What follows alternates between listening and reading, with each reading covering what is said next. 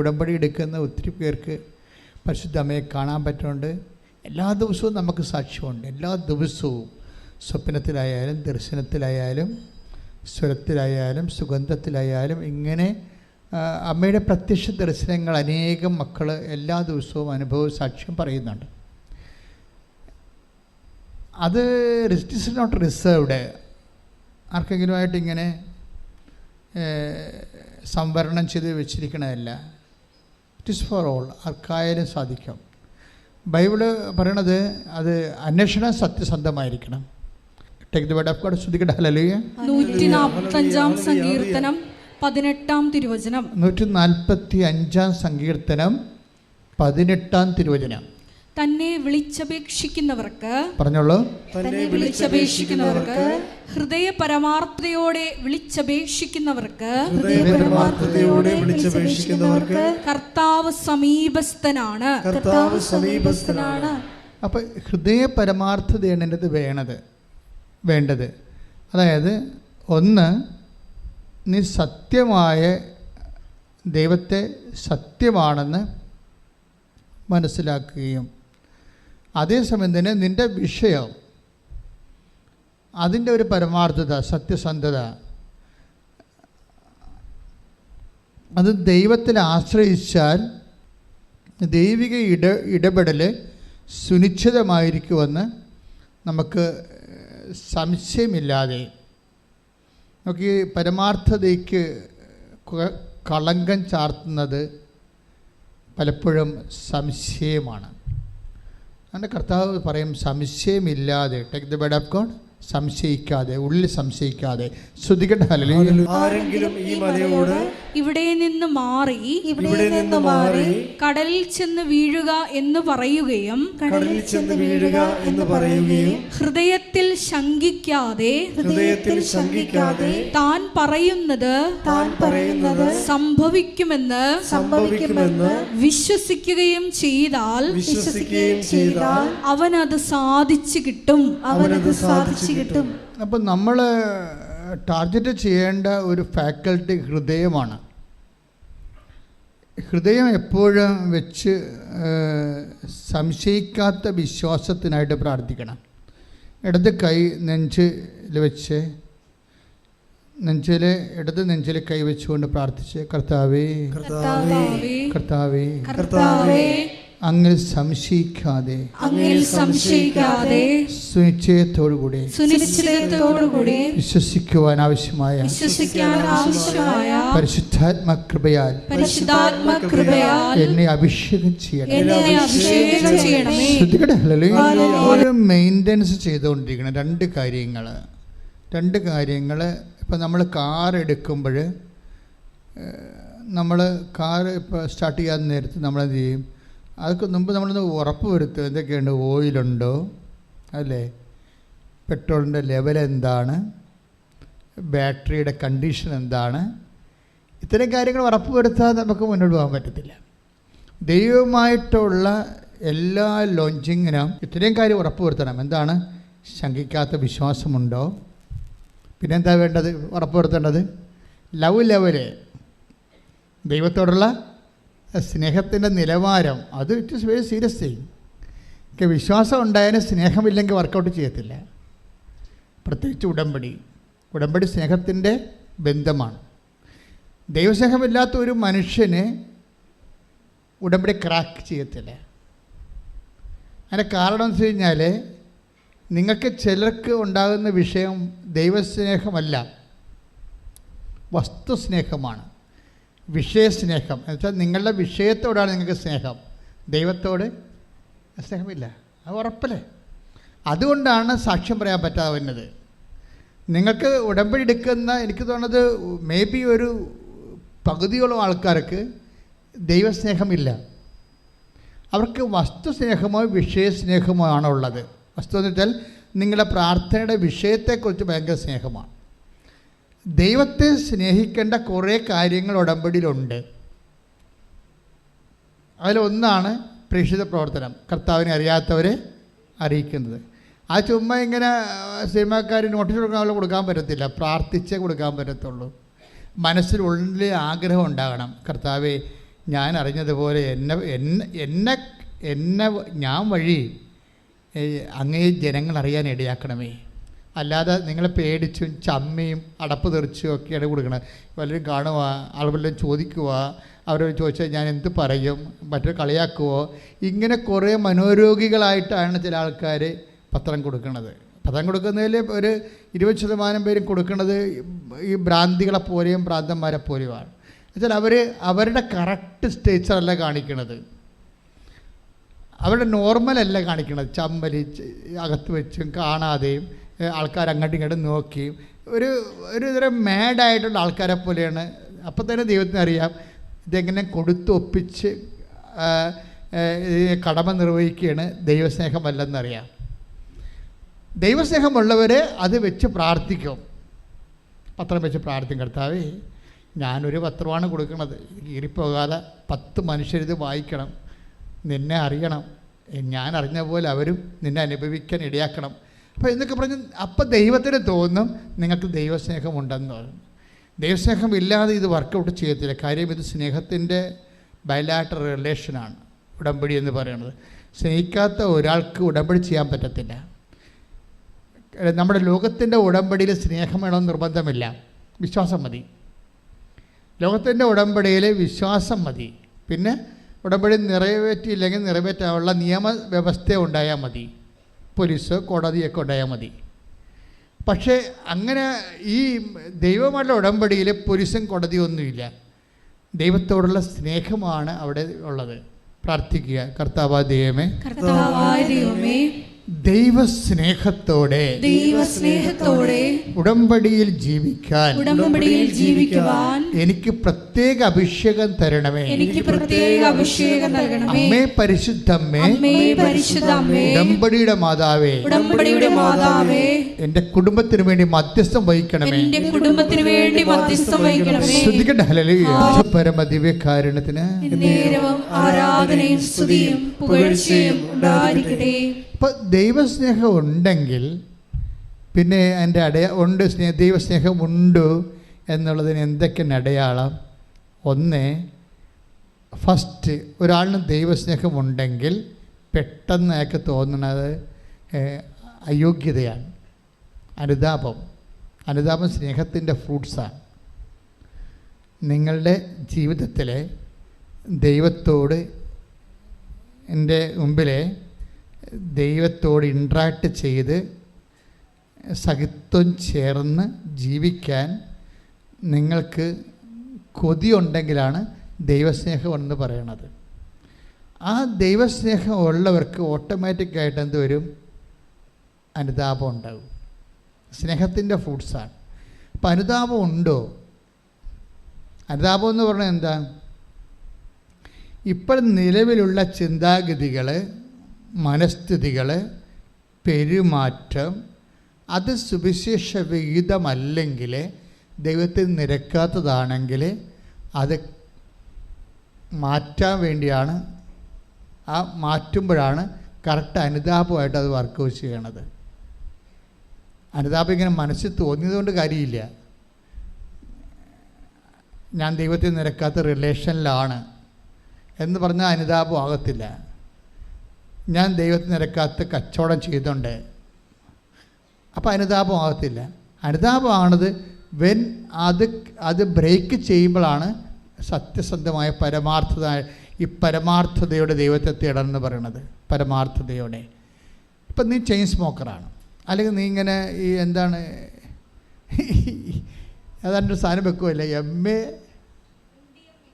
MDMA വേറെ ഡിഗ്രിയാണെന്ന് തോന്നുന്നത്. അപ്പം അങ്ങനെ ഒരു വ്യക്തിയാണെന്ന് വിചാരിച്ചു. അല്ലെങ്കിൽ എന്തെങ്കിലും തരത്തിൽ സ്വാഭാവികമായ സന്തോഷങ്ങളെക്കാൾ എക്സ്ട്രാ ആയിട്ട് സന്തോഷം, വഴിവിട്ട സന്തോഷം അനുഭവിക്കുന്ന ആളാണ് എന്ന് വിചാരിച്ചു. അപ്പം നമുക്കറിയാം, നാളെ നമ്മളെ ദുഃഖിപ്പിക്കുന്ന എല്ലാ സുഖങ്ങളും പാപമാണ്. നാളെ ദുഃഖിപ്പിക്കരുത്, അതാണത്. ഇതെങ്ങനെ തിരിച്ചറിയണം അങ്ങനെയാണ്. അപ്പം അതുകൊണ്ട് സ്വാഭാവികമായിട്ട് അതിൽ നിന്ന് പൂർണ്ണമായിട്ടും വിട്ട് ഒഴിയണം. ഇപ്പം നിങ്ങൾ ടൈം പാസിന് വേണ്ടി മനുഷ്യ പങ്കാളികളെയൊക്കെ ചുമ്മാ ഫോണൊക്കെ ചെയ്യുകയും ചിലപ്പോൾ മെസ്സേജ് വിളിക്കുക, കാര്യമൊന്നുമില്ലെന്ന് നിങ്ങൾക്കും അറിയാം, അവർക്കും അറിയാം. പക്ഷേ ഇങ്ങനെ വേസ്റ്റായിട്ടുള്ള സംഭവങ്ങൾ, റിലേഷൻസ്, അപ്പോൾ ഇതൊക്കെ എന്താ സംഭവിക്കുന്നത്? നിങ്ങളുടെ ഫാക്കൽറ്റിയെ ബ്ലോക്ക് ചെയ്യും. നിങ്ങൾ എന്തിനെക്കുറിച്ചാണ് സംസാരിക്കുന്നത്, എപ്പോഴും എന്തിനെക്കുറിച്ചാണ് ഓർക്കണത്, അത് നിങ്ങളുടെ അവസ്ഥയാണ്. എപ്പോഴും എന്തിനെക്കുറിച്ചാണ് ഓർക്കണത്, ആരെക്കുറിച്ചാണ് ഓർക്കണത്, എന്തിനെക്കുറിച്ചാണ് ഓർക്കണത്, നിങ്ങളുടെ ടൈം ആരാണ് കൺസ്യൂം ചെയ്യണത്, ദൈവമാണോ അതോ നിങ്ങൾക്ക് അർഹതയില്ലാത്ത ഒരവകാശമില്ലാത്ത വ്യക്തികളാണോ? അതെല്ലാം നിങ്ങളൊന്ന് ഇൻട്രോസ്പെക്റ്റ് ചെയ്യണം. അപ്പോൾ അങ്ങനെ വരുമ്പോൾ നമുക്ക് കറക്റ്റ് ഉടമ്പടി വഴികളിലേക്ക് പതുക്കെ വരാൻ പറ്റും. ഇത് നിങ്ങൾ ദൈവസ്നേഹം നിറയുമ്പോൾ ഓട്ടോമാറ്റിക്കായിട്ട് നമ്മൾ ബലം പ്രയോഗിച്ചൊന്നും വരേണ്ട കാര്യമില്ല. നിങ്ങൾ ആദ്യം ചെയ്യേണ്ടത് ദൈവസ്നേഹം നിറയാൻ പ്രാർത്ഥിച്ചാൽ മതി. അത് നിങ്ങൾ ഇപ്പോൾ ഉടമ്പടി കുറേ സ്നേഹത്തിൻ്റെ പ്രയോഗങ്ങളുണ്ടല്ലോ. ഉടമ്പടി എന്ന് വെച്ച് കഴിഞ്ഞാൽ നല്ല റിച്ച് പ്രയോഗങ്ങളുള്ള സ്ഥലമാണ്. ഇപ്പോൾ എല്ലാ തരത്തിലും, അതായത് സാധാരണ വിശ്വാസം, പ്രാർത്ഥന, വിശ്വാസം, പ്രഖ്യാപനം, വിശ്വാസം, പ്രയോഗം, വിശ്വാസം. അപ്പം അങ്ങനെ വിശ്വാസത്തിൻ്റെ പ്രയോഗങ്ങളിൽ ഏറ്റവും ശക്തമായത് നിൽക്കുന്നത് ഉടമ്പടിയിലാണ് പ്രയോഗങ്ങളുള്ളത്. അപ്പം അത് ശരിക്കും നമ്മൾ അതിൻ്റെ സിസ്റ്റം നോക്കിയിട്ട് അവധാനതയോടുകൂടി ഉടമ്പടിയെ സമീപിച്ചാൽ നല്ല ടൈം ഷോർട്ടനിങ് സംഭവിക്കും. ടൈം ഷോർട്ടനിങ് നിങ്ങൾക്ക് ഉടമ്പടി ലാഗ് ചെയ്യുമ്പോൾ, ഇപ്പോൾ എന്നെ വന്ന് കാണുന്ന ആൾക്കാരൊക്കെ പറയത്തില്ല, ഉടമ്പടി 2 പുതുക്കി. ഞാൻ നോക്കണത് നിങ്ങളുടെ മച്യൂരിറ്റി സ്റ്റേജാണ് നോക്കണത്. ഇപ്പം നിങ്ങളുടെ വിഷയം ആയില്ലെന്ന് പറയുമ്പോൾ ഞാൻ ഉടമ്പടിയിൽ ആ ചീട്ട് എഴുതിയിട്ടുണ്ടാവും, ഉടമ്പടി 2 പുതുക്കി 3 പുതുക്കി. അപ്പം ഉടമ്പടി 2 പുതുക്കിയ ആൾക്കാർക്ക് ഈ വിഷയം നടന്നില്ലെങ്കിൽ ഈ വ്യക്തി പൊട്ട വ്യക്തിയാണെന്ന് അതുകൊണ്ട് എനിക്ക് മനസ്സിലാക്കാൻ പറ്റും. പിന്നെ ചില ആൾക്കാരോട് ഞാൻ സംസാരിക്കത്തില്ല, അതിൻ്റെ കാര്യം സംസാരിക്കേണ്ട കാര്യമില്ലാത്തത് കൊണ്ടാണ്. അവരോട് സംസാരിച്ചിട്ട് കാര്യം, അവർ കാര്യത്തിന് വേണ്ടി മാത്രം ഉടമ്പടി എടുത്തിരിക്കുന്നതാണ്, കാര്യത്തിന് വേണ്ടി മാത്രം, അല്ലാതെ ദൈവവുമായിട്ട് ഒരു ബന്ധവുമില്ല. ഉടമ്പടി 3 മാസം കഴിഞ്ഞിട്ടും അവർക്ക് ദൈവവുമായിട്ട് ഇതുവരെ കാണാനോ ദൈവവുമായിട്ട് ഇൻട്രാക്ട് ചെയ്യാനോ പറ്റിയിട്ടില്ല. അവർ വിഷയത്തെക്കുറിച്ച് ആദ്യം കൊണ്ടിരിക്കുക, വസ്തു വിൽക്കണില്ലല്ലോ, ജപ്റ്റ് മാറണില്ലല്ലോ, പൈസ ആര് തരും, എങ്ങനെ ഓഫർ ലെറ്റർ, എങ്ങനെ വിസ കിട്ടും, ഈ വിഷയം മാത്രമാണ് അവർ ഫുൾ ടൈമായിട്ട് ഉടമ്പടി എടുത്തെങ്കിലും ഇവർ ഈ വിഷയത്തെക്കുറിച്ച് ഓവറായിട്ട് ഇവർ ആങ്ഷ്യസ് ആയിക്കൊണ്ടിരിക്കുകയാണ്. ദാറ്റ് മീൻസ് അവർ അതുകൊണ്ടാണ് ആ സംഭവം ലാഗ് ചെയ്ത് പോണത്. നല്ല അപ്പം അതുകൊണ്ട് എപ്പോഴും നമ്മൾ ഇത് കറക്റ്റ് ചെയ്യണം. അതായത് ദൈവത്തിൽ ഇപ്പം തന്നെ ഇന്നലത്തെ എലിസബത്ത് ആൻ്റിയുടെ സാക്ഷ്യമില്ലേ, ഇപ്പോൾ എലിസബത്ത് ആൻ്റിയുടെ സാക്ഷ്യം നമ്മൾ കേൾക്കുമ്പോൾ ഇപ്പോൾ പുറത്തുള്ള ആൾക്കാർ അത് ചർച്ച ചെയ്യണത് രാഷ്ട്രീയ ബേസിലാണ് അല്ലേ, രാഷ്ട്രീയ ബേസിലാണ്. ഇപ്പോൾ എന്നോട് ചില മീഡിയക്കാരൊക്കെ ചോദിച്ചു, അച്ഛൻ അച്ഛനെ ഇൻ്റർവ്യൂ ചെയ്യണമെന്ന് പറഞ്ഞു. ഞാൻ പറഞ്ഞു ഞാനും ഇതായിട്ട് ബന്ധമില്ലല്ലോ. തന്നെയല്ല ഇതൊരു പക്ക സ്പിരിച്വൽ സബ്ജക്റ്റ്, നമുക്കത് രാഷ്ട്രീയ സബ്ജക്റ്റ് അല്ലല്ലോ. എന്നോട് ചോദിച്ച എൻ്റെ മീഡിയ ഫ്രണ്ട്സിനോട് ഞാൻ പറഞ്ഞു ഇതൊരു സ്പിരിച്വൽ സബ്ജക്റ്റാണ്, ആ ലേഡി പക്ക സ്പിരിച്വലാണ്, അതാണ് വിഷയം. അവർക്കിത് രാഷ്ട്രീയ വിഷയമല്ല ശരിക്കും, അവരുടെ പേഴ്സണലായിട്ട് ദൈവമായിട്ടുള്ള ബന്ധത്തിൻ്റെ ആന്തരികമായുള്ള അതുകൊണ്ടാണ് പറയണത് എല്ലാവരും മാതാവിനെ കണ്ടു എന്നൊക്കെ പറയുമ്പോൾ എനിക്ക് സങ്കടം തോന്നി, എന്തുകൊണ്ടാണ് എനിക്ക് കാണാൻ പറ്റാത്തത്. അതാണ് പക്ഷേ അവർ ദൈവത്തെ തേടുകയാണ് ആത്മാർത്ഥമായി, എന്തുകൊണ്ടാണ് എനിക്ക് കാണാൻ പറ്റാത്തത്. അപ്പോഴേ എൻ്റെ ഉടമ്പടി അങ്ങ് സ്വീകരിച്ചിട്ടില്ലേ, അപ്പോഴേ എൻ്റെ പ്രഭാഷണം അവർ കേൾക്കുമ്പോൾ ഞാൻ പറയും നിങ്ങളെ ഉടമ്പടി എടുത്തു എന്ന് പറഞ്ഞിട്ട് കാര്യമില്ല, മറിച്ച് ദൈവം അത് എടുക്കണ ഒരു വിഷയമാണ്. ദൈവം അത് സ്വീകരിക്കണത് ഇറ്റ്സ് അനദർ സബ്ജക്റ്റ്, വേറെ ഒരു സബ്ജക്റ്റാണ് എന്ന് ഞാൻ പറയുമ്പോൾ ആ പ്രസംഗത്തിലൂടെ അവർക്ക് മനസ്സിലാകും അവിടെ ഉടമ്പടി സ്വീകരിച്ചിട്ടില്ല. അതുകൊണ്ട് എന്തുകൊണ്ടാണ് സ്വീകരിക്കാഞ്ഞത്, എൻ്റെ സേവനയിൽ വന്നിട്ടുള്ള മിസ്റ്റേക്കാണോ? അതൊരു സ്പിരിച്വൽ സബ്ജക്റ്റാണ്, it's not a political subject. അപ്പോഴേ അവരത് ദൈവത്തോട് കണ്ണീരോടെ വിശ്വസിച്ച് ദൈവത്തോട് കണ്ണീരോട് ചോദിക്കും, എൻ്റെ ഉടമ്പടി എന്തുകൊണ്ടാണ് അങ്ങ് സ്വീകരിക്കാത്തത്. അപ്പോൾ അവർ വിസ്പർ ചെയ്യും, അതായത് വിസ്പർ ചെയ്യും. It is not a fabrical story. നമുക്ക് കാര്യം വിസ്പർ ചെയ്യണം എനിക്ക് അനുഭവപ്പെട്ടിട്ടുണ്ട് പലപ്പോഴും. ദൈവം ഇങ്ങനെ മന്ത്രിക്കാം. കഴിഞ്ഞ മാസം കഴിഞ്ഞ ആഴ്ച ഞാനിവിടെ കുരിശ് രൂപത്തിൻ്റെ അടുത്ത് വന്നപ്പോൾ കർത്താവ് കുരിശിൽ മുത്താൻ പോയപ്പോൾ പുറപ്പാട് 33:7 എന്ന് എഴുതി കാണിച്ചു. നമ്മൾ ഈ ദൈവത്തോട് ഒപ്പം സഞ്ചരിക്കുമ്പോൾ മനുഷ്യന്മാരെപ്പോലെ നമുക്ക് പലർക്കും മനുഷ്യന്മാരുടെ ഇടപെടെ പരിചയമുള്ളൂ. ദൈവത്തോട് ഇടപെട്ട് കഴിയുമ്പോൾ എന്ത് വിദ്യേനയും ദൈവം കൺവേ ചെയ്തിരിക്കും. അതിൻ്റെ there is no communication communication gap ഒന്നും ഇല്ല ഇതിൻ്റെ അകത്ത്. എന്ത് വിധം ഡ്രീമെങ്കിൽ ഡ്രീം, ദർശനമെങ്കിൽ ദർശനം, അത് സ്വരമെങ്കിൽ സ്വരം, സുഗന്ധമെങ്കിൽ സുഗന്ധം കമ്മ്യൂണിക്കേഷൻ. അപ്പോൾ മന്ത്രിച്ചു എന്ന് പറയുമ്പോൾ നമുക്കറിയാം എന്താ പറഞ്ഞു. അവർ മന്ത്രിച്ചു എന്താണ് ചെവി പറഞ്ഞു കൊടുത്തത്? ദൈവം പറഞ്ഞു കൊടുത്തത് 2 സാമുവേൽ 23:5. അപ്പോൾ അത് ദൈവം പറഞ്ഞു കൊടുക്കണതാണത്. ആർക്കും കിട്ടും. ദൈവത്തെ ആത്മാർത്ഥമായിട്ട് തേടിക്കഴിഞ്ഞാൽ ആരോടും സംസാരിക്കും ദൈവം. സത്യസന്ധമായിരിക്കണം. അതുകൊണ്ടാണ് ഞാൻ പറഞ്ഞത്, നിങ്ങളുടെ വിഷയത്തിനാണ് പ്രാധാന്യം എടുത്ത് കൊടുത്ത് ഇപ്പോഴും നിങ്ങൾ ജീവിക്കണമെങ്കിൽ ഈ ജന്മത്തെ ദൈവം നിങ്ങളോട് സംസാരിക്കത്തില്ല. It is clear. നിങ്ങൾ ഇപ്പം തന്നെ തീരുമാനിക്കണം, പ്രാർത്ഥിക്കുക, കർത്താവായ ദൈവമേ, എൻ്റെ വിഷയത്തെക്കാളുപരി അങ്ങേക്ക് പ്രാധാന്യം കൊടുത്തുകൊണ്ട് എൻ്റെ ജീവിതം പുനർക്രമീകരിക്കുവാൻ എന്നെ അഭിഷേകം ചെയ്യണമേ. ശ്രദ്ധിക്കട്ടെ. ഹല്ലേലൂയ. സാമുവേൽ 23:5 വായിച്ചോളൂ. അവിടുന്ന് എന്നോട് ശാശ്വതമായ ഉടമ്പടി ചെയ്തിരിക്കുന്നു. സുരക്ഷിതമായി സംവിധാനം ചെയ്ത ഉടമ്പടി. അവിടുന്ന് എന്റെ രക്ഷയും അഭിലാഷവും സാധിച്ചു തരും. Praise the Lord. ക്ലിയർ ആണ്. കർത്താവേ, അങ്ങ് എൻ്റെ ഉടമ്പടി സ്വീകരിച്ചില്ലേ എന്ന് ഹൃദയം പതറി ചോദിക്കുമ്പോഴാണ് ദൈവം കമ്മ്യൂണിക്കേറ്റ് ചെയ്യണത്. That is what is that? അതാണ് പ്രസൻസ് എന്ന് പറയണത്. ഉടമ്പടിയിലെ പ്രസൻസ്. ഉടമ്പടി പ്രസൻസിൻ്റെ പദ്ധതിയാണ്, സാന്നിധ്യത്തിൻ്റെ പദ്ധതി. നീ കർത്താവിനോട് കണ്ണുനീരോട് ചോദിച്ചോ, നിൻ്റെ ആവശ്യം സത്യസന്ധമാണെന്ന് ദൈവത്തിൽ മനസ്സിലാക്കി കഴിഞ്ഞാൽ, നീ ഉടമ്പടി വിശ്വസ്തത കാണിക്കുന്നുണ്ടെങ്കിൽ ദൈവം നിന്നോട് സംസാരിക്കും, പക്കായായിട്ട് സംസാരിക്കും. 2 സാമുവേൽ ആ വചനം എവിടെയാണ് കിടക്കുന്നത്? എവിടെയാണ് ആ വചനം കിടക്കുന്നത്? അത് ആ ചേച്ചിക്കറിയത്തില്ല. പക്ഷേ കർത്താവ് പറയും, എൻ്റെ മനസ്സിതാണ്. ഇതിൽ നീ ചോദിച്ച ഉത്തരം ഈ വചനത്തിലുണ്ട്. Take the word of God and read it. എടുത്ത് വായിക്കാൻ പറയും. എടുത്ത് വായിക്കാൻ പറയുമ്പോൾ അവിടുന്ന് നിന്നോട് ഞാൻ ശാശ്വതമായി ഉടമ്പടി ചെയ്തിരിക്കുന്നു.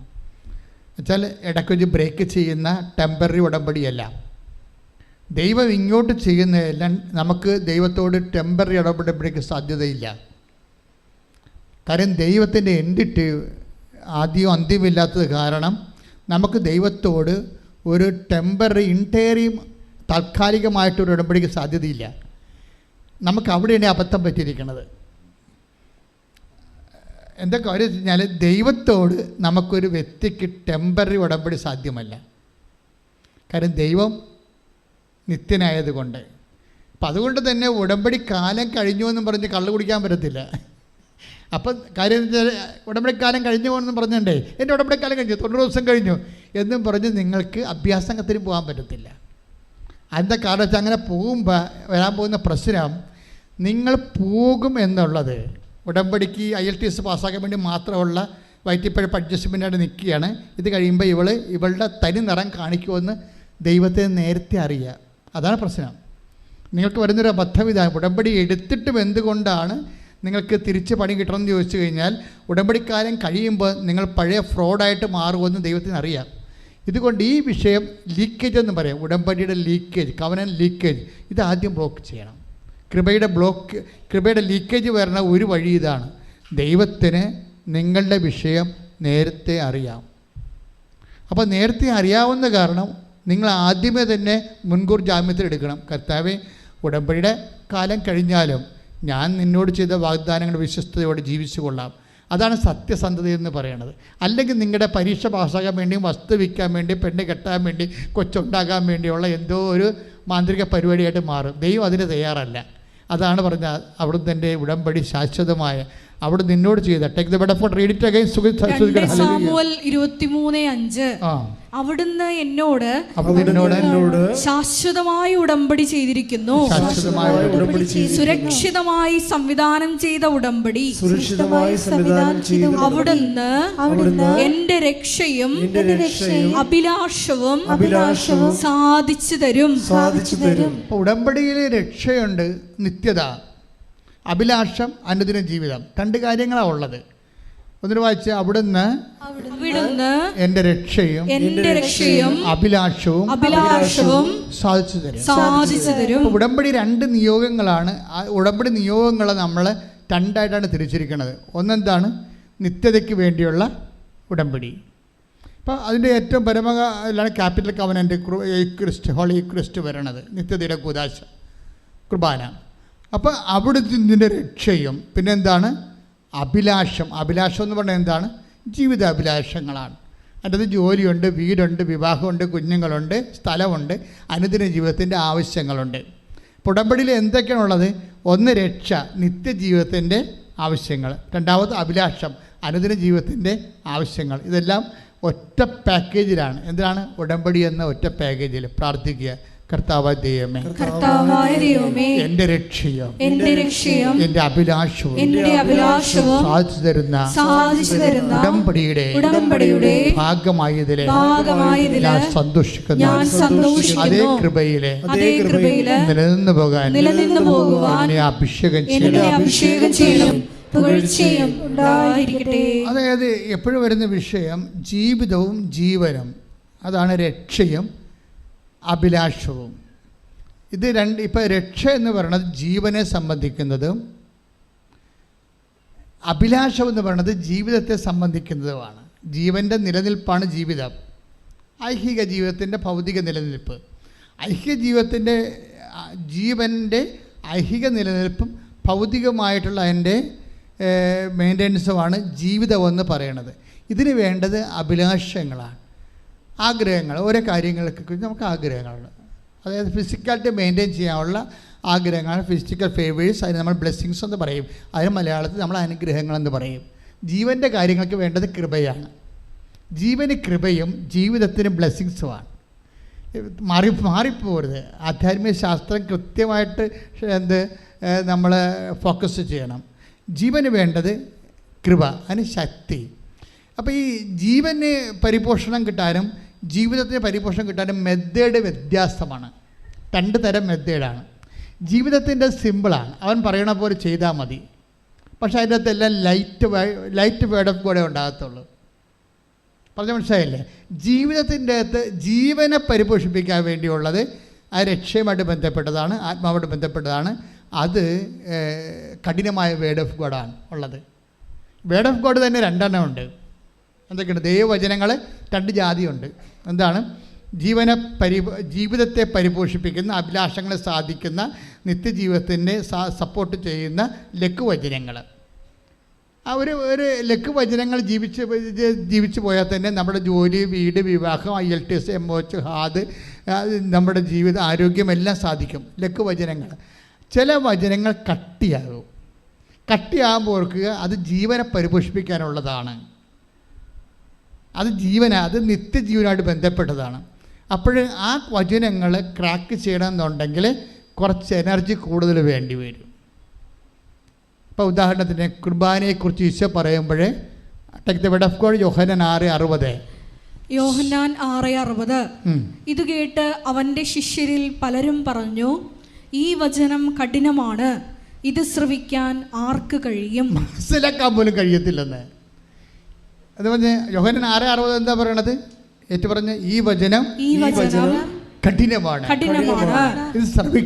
ഇത് ശ്രവിക്കാൻ ആർക്ക് കഴിയും? അതായത് ഇത് മനസ്സിലാക്കാൻ, കേൾക്കാൻ പോലും കഴിയത്തില്ലെന്ന്.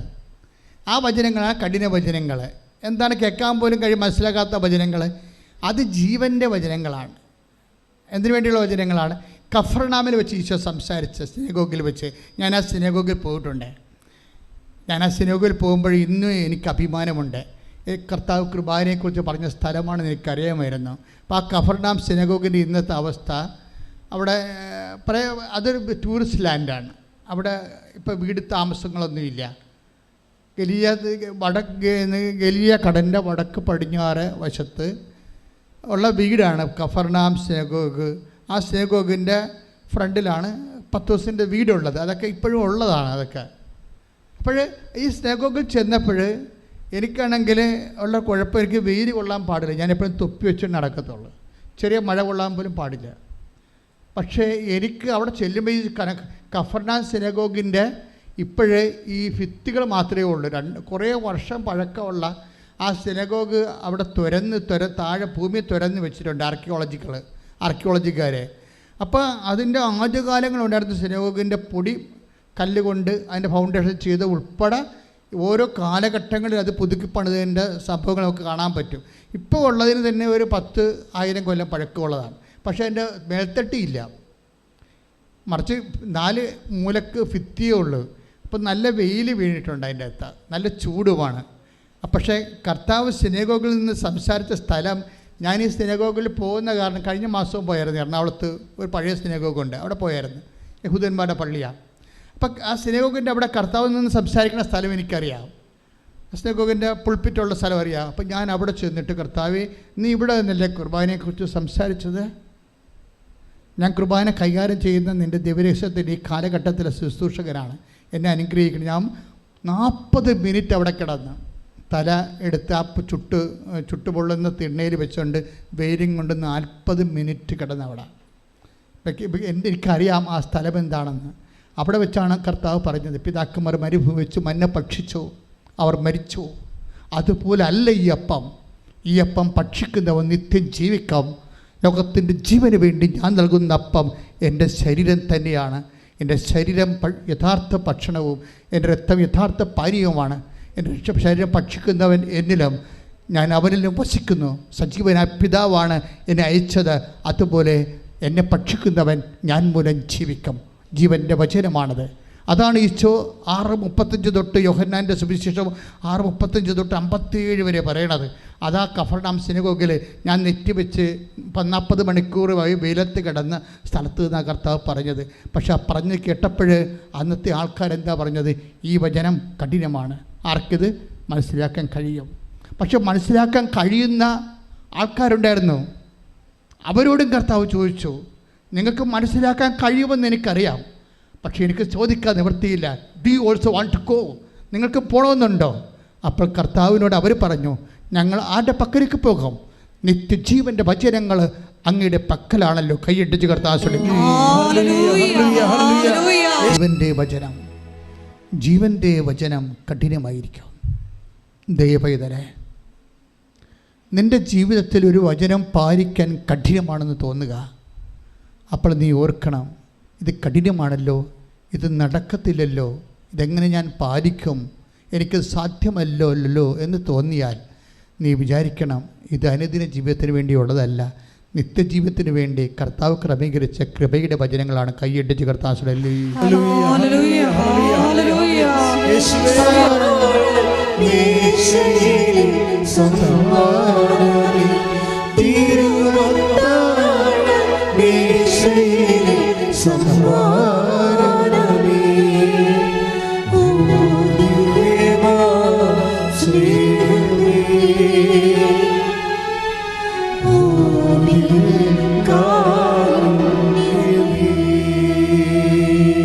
ആർക്കെങ്കിലും സ്നേഹത്തിൻ്റെ ജീവൻ്റെ വചനം കേട്ടപ്പോൾ ഉള്ളിൽ ദൈവസ്നേഹം തോന്നിയെങ്കിൽ അത് തന്നെയാണ് ദൈവസ്നേഹം. അത് നഷ്ടപ്പെടാതെ ആ ദൈവസ്നേഹത്തോടെ നീ ഉടമ്പടി അനുവർത്തിച്ചാൽ മതി. അപ്പോൾ നിൻ്റെ അനുദിന ജീവിതത്തിനും നിത്യജീവിതത്തിനും വേണ്ടിയുള്ള കാര്യങ്ങൾ കർത്താവ് ക്രമീകരിക്കും. ഒരു കാര്യം വ്യക്തമാണ്, നമ്മൾ കഠിനമായ വചനങ്ങൾ നിറവേറ്റാൻ കഴിയുമെന്നോ കഴിഞ്ഞാൽ നിത്യജീവൻ കിട്ടുമെന്നോ ഇതൊരു മാത്തമാറ്റിക്കൽ ചെയ്യേണ്ടതെന്നോ അല്ല ഞാൻ ഉദ്ദേശിക്കുന്നത്. കഠിനമായ വചനങ്ങൾ പാലിക്കാൻ വേണ്ടി സത്യസന്ധമായ ശ്രമം നമ്മൾ നടത്തിയാൽ നമുക്ക് ജീവൻ്റെ കൃപ, നമ്മുടെ ജീവനെ പരിപോഷിപ്പിക്കാൻ, നിത്യതയിൽ കർത്താവിനെ അനുഭവിക്കാൻ, നിത്യമഹത്വത്തിൻ്റെ അവകാശികളാകാൻ ദൈവം നമ്മളെ സഹായിക്കുമെന്നത് കാര്യം ദൈവം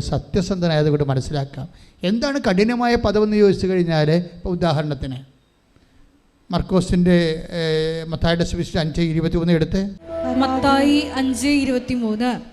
നീ ബലിപീഠത്തിൽ കാഴ്ചയർപ്പിക്കുമ്പോൾ ഏറ്റുപറയുക. നീ ബലിപീഠത്തിൽ കാഴ്ചയർപ്പിക്കുമ്പോൾ നിന്റെ സഹോദരന് നിന്നോട് എന്തെങ്കിലും വിരോധം ഉണ്ടെന്ന്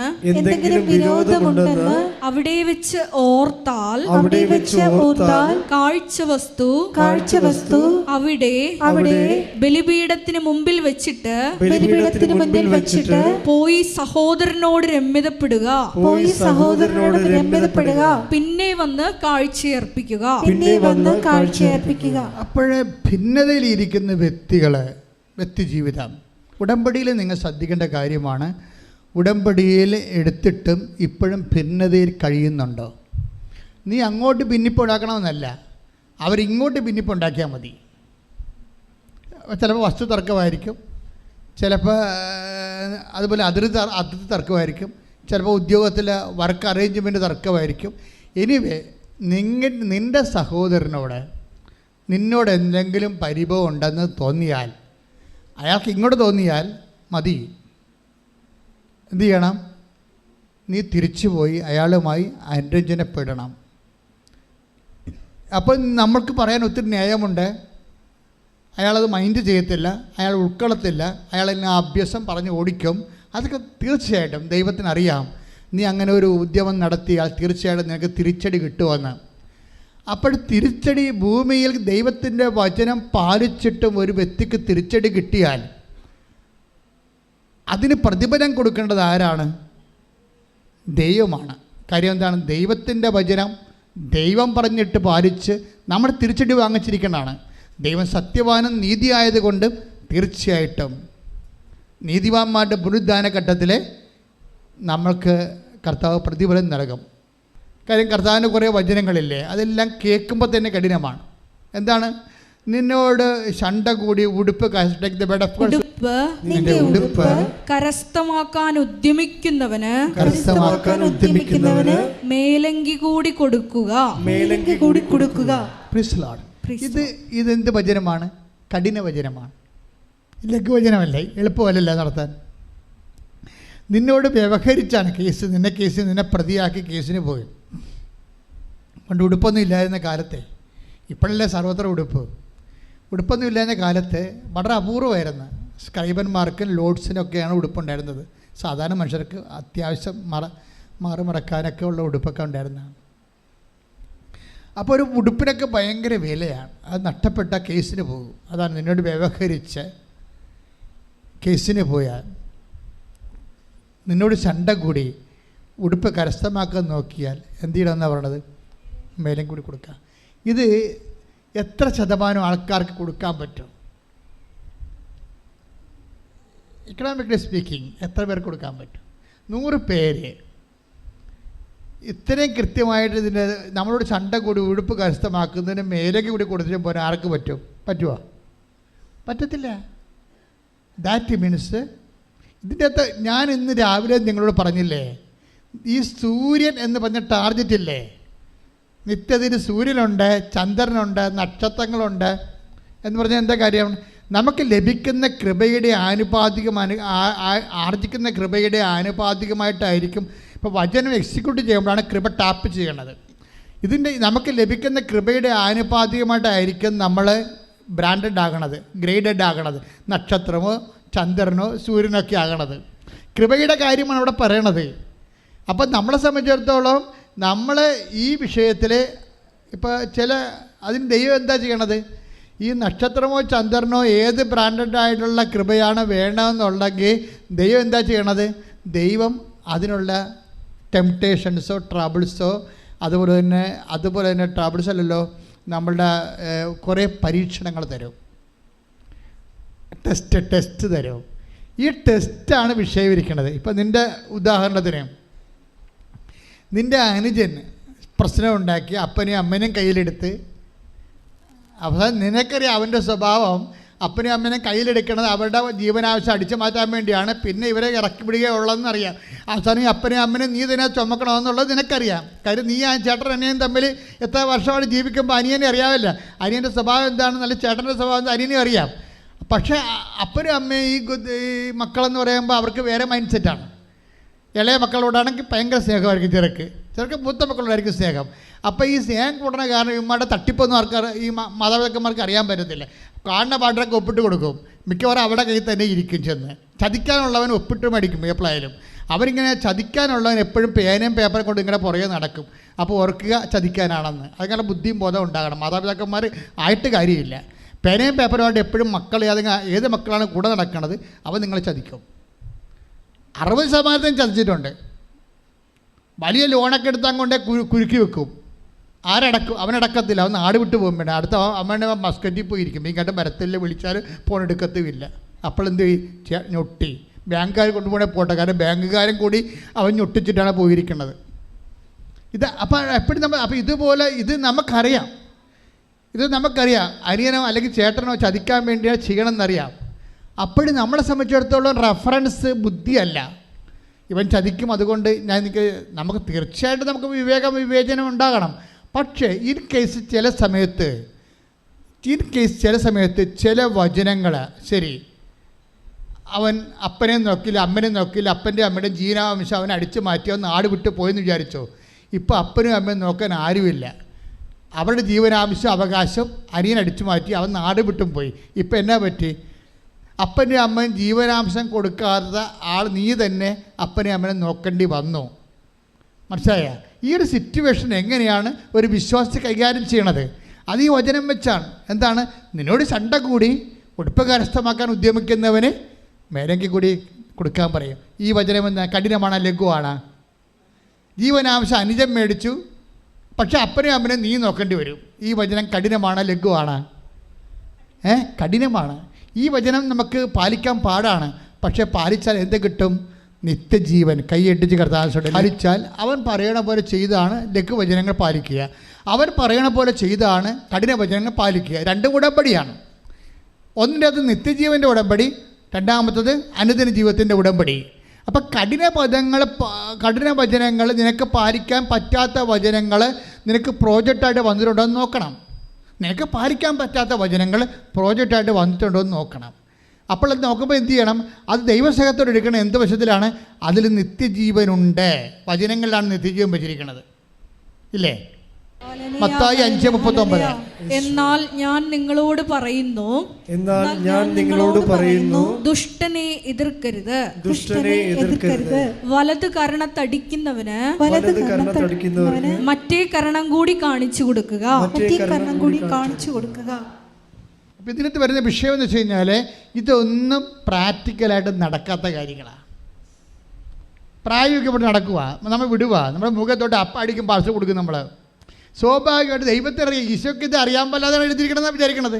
ഈശോയ്ക്ക് അറിയാം ഇതൊന്നും നടക്കണ കാര്യമല്ലെന്നറിയാം. എന്താ കാര്യം?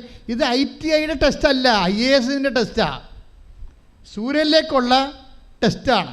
സൂര്യകൃപ ലഭിക്കാൻ വേണ്ടിയുള്ള ടെസ്റ്റാണിത്. കാര്യം അതിൻ്റെ അതാണ് ഈശോ പറഞ്ഞത്, ജീവനിലേക്ക് പ്രവേശിക്കുന്നവരോ ചുരുക്കം, നാശത്തിലേക്ക് പോകുന്നവരോ വിസ്തൃതം, അനേകം. കണ്ടില്ലേ? ക്ലിയർ അല്ലേ?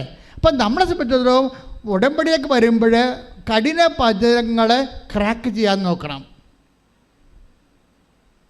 കഠിന പദങ്ങൾ ഈസി പദങ്ങൾ ചെയ്ത് കഴിഞ്ഞാൽ പുട്ടടിക്കാനേ പറ്റത്തുള്ളൂ. കഠിന പദങ്ങൾ ക്രാക്ക് ചെയ്താൽ നിത്യജീവൻ കിട്ടും. ഞാൻ അമ്മയെ നേരെ കണ്ട ആളാണെന്ന് എനിക്കറിയാമല്ലോ. അപ്പോൾ നിത്യജീവൻ എന്താണെന്ന് എനിക്കറിയാം. ഞാൻ എല്ലാ കോംപ്രമൈസും ചെയ്യുന്നതിൻ്റെ കാരണം എന്താണ്? ഇത് ഈ ലൈഫിൻ്റെ അപ്പുറത്ത് നമ്മളെ കാത്തിരിക്കുന്ന നിത്യതയുടെ ഒരു വലിയ മഹത്വത്തിൻ്റെ ജീവിതമുണ്ട് ദൈവവുമായിട്ട്. ഈ ജീവിതം നമ്മളിവിടെ എന്നോ നേടിയെന്ന് പറഞ്ഞാലും ഈ ജീവിതം നഷ്ടപ്പെട്ടാൽ പൗലോസ് പറഞ്ഞ പോലെ വരും. എന്താണ്? ഈ ജീവിതത്തിന് വേണ്ടി മാത്രമാണ് നിങ്ങൾ യേശുക്രിസ്തുവിനെ പ്രത്യാശ വെച്ചെങ്കിൽ സകല മനുഷ്യരെക്കാളും നിങ്ങൾ ഹതഭാഗ്യവാന്മാരാണ്. 1 കൊരിന്ത്യർ 15:19 ശ്രദ്ധിക്കട്ടെ. ഹല്ലേലൂയ.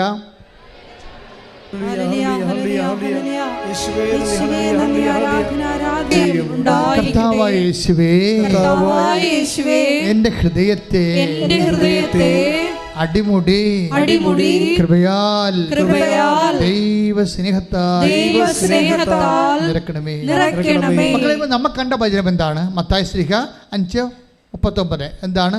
നിന്നോട് 2 മൈൽ പോകാൻ ആഗ്രഹിക്കുന്നതിൻ്റെ കൂടെ. അപ്പോൾ 5:40 കണ്ടത് അല്ലേ? 5:40 കണ്ടു. മത്തായി ശ്ലീഹ 5:39 കണ്ടു, ഒരു ചെകിടത്തടിക്കണവന് മറു ചെകിട് കാണിച്ചു കൊടുക്കുക എന്ന് വെച്ച് കഴിഞ്ഞാൽ നീ ഈ ചില സമയത്ത് അക്രമിയെ എതിർക്കരുതെന്ന് കൃത്യമായിട്ട് വചനം പറയും. അപ്പം നമുക്ക് പറയാം അവൻ അക്രമിയെ എതിർത്തില്ലെങ്കിൽ അവൻ നമ്മുടെ തലയെ ഞൊട്ടിക്കൊണ്ട് പോകുമെന്ന് പറയും. അപ്പോഴെന്നെ സമയത്ത് എന്താ വിഷയം എന്ന് വെച്ച് കഴിഞ്ഞാൽ ഇത് കഠിന പദമാണ്. കഠിന പദത്തിൻ്റെ ഉദ്ദേശം ഫിസിക്കൽ ഫേവേഴ്സ്, ഭൗതിക ആനുകൂല്യങ്ങളല്ല, നിത്യതയാണ്. ഈ കഠിന പദങ്ങളെ ക്രാക്ക് ചെയ്യുമ്പോഴാണ് നിത്യജീവൻ ലഭിക്കുന്നത്. അതറിയണമെങ്കിൽ 5:38 വായിച്ച് ശ്രദ്ധിക്കട്ടെ. യോഹന്നാൻ 5:38 അവിടുന്ന് അയച്ചവനെ നിങ്ങൾ വിശ്വസിക്കാത്തത് കൊണ്ട് അവിടുത്തെ വചനം നിങ്ങളിൽ വസിക്കുന്നില്ല. വിശുദ്ധ ലിഖിതങ്ങൾ നിങ്ങൾ പഠിക്കുന്നു, എന്തെന്നാൽ അവയിൽ നിത്യജീവൻ ഉണ്ടെന്ന് നിങ്ങൾ വിചാരിക്കുന്നു. അതാണ് സംഭവം. വിശുദ്ധ ലിഖിതങ്ങൾ നിങ്ങൾ പഠിക്കുന്നു. കാരണം എന്താണ്? 5:38 മത്തായി യോഹന്നാൻ എന്താണ് അതിൽ പറഞ്ഞ? അതിൽ നിത്യജീവൻ ഉണ്ടെന്ന് നിങ്ങൾ അറിയുന്നു. വചനത്തിൽ ഉള്ളത് നമ്മൾക്ക് കിട്ടാൻ എന്താ മാർഗം? വചനം ആക്ടിവേറ്റ് ചെയ്യിക്കേണ്ടി വരും. അല്ല വചനം അവിടെ എഴുതി വെച്ചിട്ട് കാര്യമില്ല. നിത്യജീവൻ നിങ്ങൾ നിത്യജീവന് വചനം നിങ്ങൾ അന്വേഷിക്കുന്ന കാര്യം അവയിൽ നിത്യജീവനുണ്ടെന്ന് നിങ്ങൾക്കറിയാം. പക്ഷെ നിത്യജീവൻ എല്ലാ വചനങ്ങളിലുമില്ല, പ്രത്യേകിച്ച് കഠിന വചനങ്ങളിലേ ഉള്ളൂ. ഇത് രഹസ്യമാണ്. ലഘുവചനങ്ങളിൽ കുറവാണ്. അത് ഫിസിക്കൽ ഫേവേഴ്സ്, അനുദിന ജീവിതത്തിന് വേണ്ടിയുള്ള ഭൗതിക ആനുകൂല്യങ്ങളാണ് ഉള്ളത്. ഫിസിക്കൽ ഫേവേഴ്സ്, സോക്കോൾഡ് ബ്ലെസ്സിങ്സ്, അനുഗ്രഹങ്ങളാണ് ഉള്ളത്. കഠിന വചനങ്ങളിലാണ് നിത്യജീവൻ ഇരിക്കുന്നത്. എന്നുവെച്ചാൽ നമുക്ക് പാലിക്കാൻ പ്രയാസമുള്ളൊരു വചനമാണ് നമ്മുടെ മുമ്പിൽ നിൽക്കണമെങ്കിൽ ഓർക്കുക, അത് ഫിസിക്കൽ ഫേവേഴ്സ് അല്ല, ഭൗതിക ആനുകൂല്യങ്ങളല്ല, നിത്യജീവന് വേണ്ടി ദൈവം നിശ്ചയിച്ചിരിക്കുന്ന ഒരു ഹോംവർക്കാണ്, ഗൃഹപാഠമാണ് കഠിനപദം. അതുകൊണ്ടാണ് മത്തായി 18:16 വായിച്ച് ശ്രദ്ധിക്കട്ടെ. ഹല്ലേലൂയ. 18:16 അവൻ നിന്റെ വാക്ക് കേൾക്കുന്നെങ്കിൽ നീ നിന്റെ സഹോദരനെ നേടി. അവൻ നിന്നെ കേൾക്കുന്നില്ലെങ്കിൽ 2-3 സാക്ഷികൾ ഓരോ വാക്കും സ്ഥിരീകരിക്കുന്നതിന് വേണ്ടി 1-2 സാക്ഷികളെ കൂടി നിന്നോടൊത്ത് കൊണ്ടുപോവുക. ഇപ്പം എന്താ സംഭവിച്ചിരിക്കുന്നത് അറിയാമോ? ഇത് ലിങ്ക് ചെയ്യുമ്പോഴാണ് ഈ വചനത്തിലുള്ള യോഹന്നാൻ 5:38 മനസ്സിലാകേണ്ടത്. നീ വചനം അന്വേഷിക്കുന്നു, അതിൽ നിത്യജീവനുണ്ട് എന്ന് നിങ്ങൾ അറിയുന്നു. ആ നിത്യജീവൻ എവിടെ ഇരിക്കണത്? അതായത് 5:23 മത്തായി ശ്ലീഹയുടെ 5:23 എന്താണ്? നിൻ്റെ സഹോദരൻ നിന്നോട് തെറ്റ് ചെയ്താൽ നീ നിൻ്റെ കാഴ്ച വസ്തു അവിടെ വെച്ചിട്ട് അവനോട് പോയി അനുരഞ്ജനപ്പെടണം. എന്തിനു വേണ്ടിയാണ് അനുരഞ്ജനപ്പെടണമെന്നാണ് മത്തായി 18:16 പറയണത്. എന്തിനാണ്? അവൻ നിൻ്റെ വാക്ക് കേട്ടാൽ എന്ത് സംഭവിക്കും? നിൻ്റെ സഹോദരനെ നീ നേടും. എന്തിനാണ്?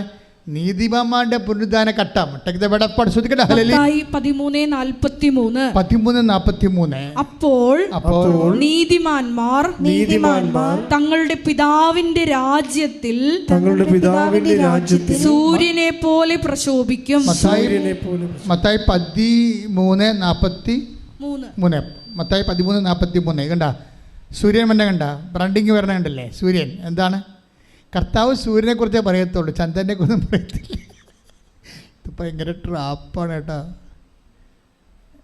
പൗലോസ് അപ്പോസ്തലൻ പിന്നെ ഈ തോറ്റ ആൾക്കാർക്ക് വേണ്ടി ട്യൂട്ടോറിയൽ തുടങ്ങിയിട്ടുണ്ട്. ചന്ദ്രൻ, നക്ഷത്രം എന്നൊക്കെ പറഞ്ഞ് തുടങ്ങിയിട്ടുണ്ട്. കർത്താവിൻ്റെ ട്യൂട്ടോറിയൽ തോറ്റവർക്ക് സ്ഥാനമില്ല. അവിടെ നോക്കിയേ, ചന്ദ്രൻ എന്നില്ല. നീതിമാന്മാരുടെ പുനരുദ്ധാനത്തിൽ അവർ സൂര്യനെപ്പോലെ ശോഭിക്കും. മഹത്വത്തിൻ്റെ സൂര്യനാണ്. ഇതിൻ്റെ പ്രശ്നം വെച്ച് കഴിഞ്ഞാൽ ഈ പ്രതിഫലം വെച്ചുകൊണ്ടാണ് ഈ ബൈബിൾ മെക്കാനിസം അറേഞ്ച് ചെയ്തിരിക്കുന്നത്. അതായത് ഇപ്പം നീ വിചാരിക്കുവേ, ഇപ്പം ഞാനിപ്പോൾ കർത്താവ് പറഞ്ഞൊക്കെ ചെയ്തായിരിക്കും നഷ്ടമല്ലേ എന്നല്ലേ ചോദിക്കണത്.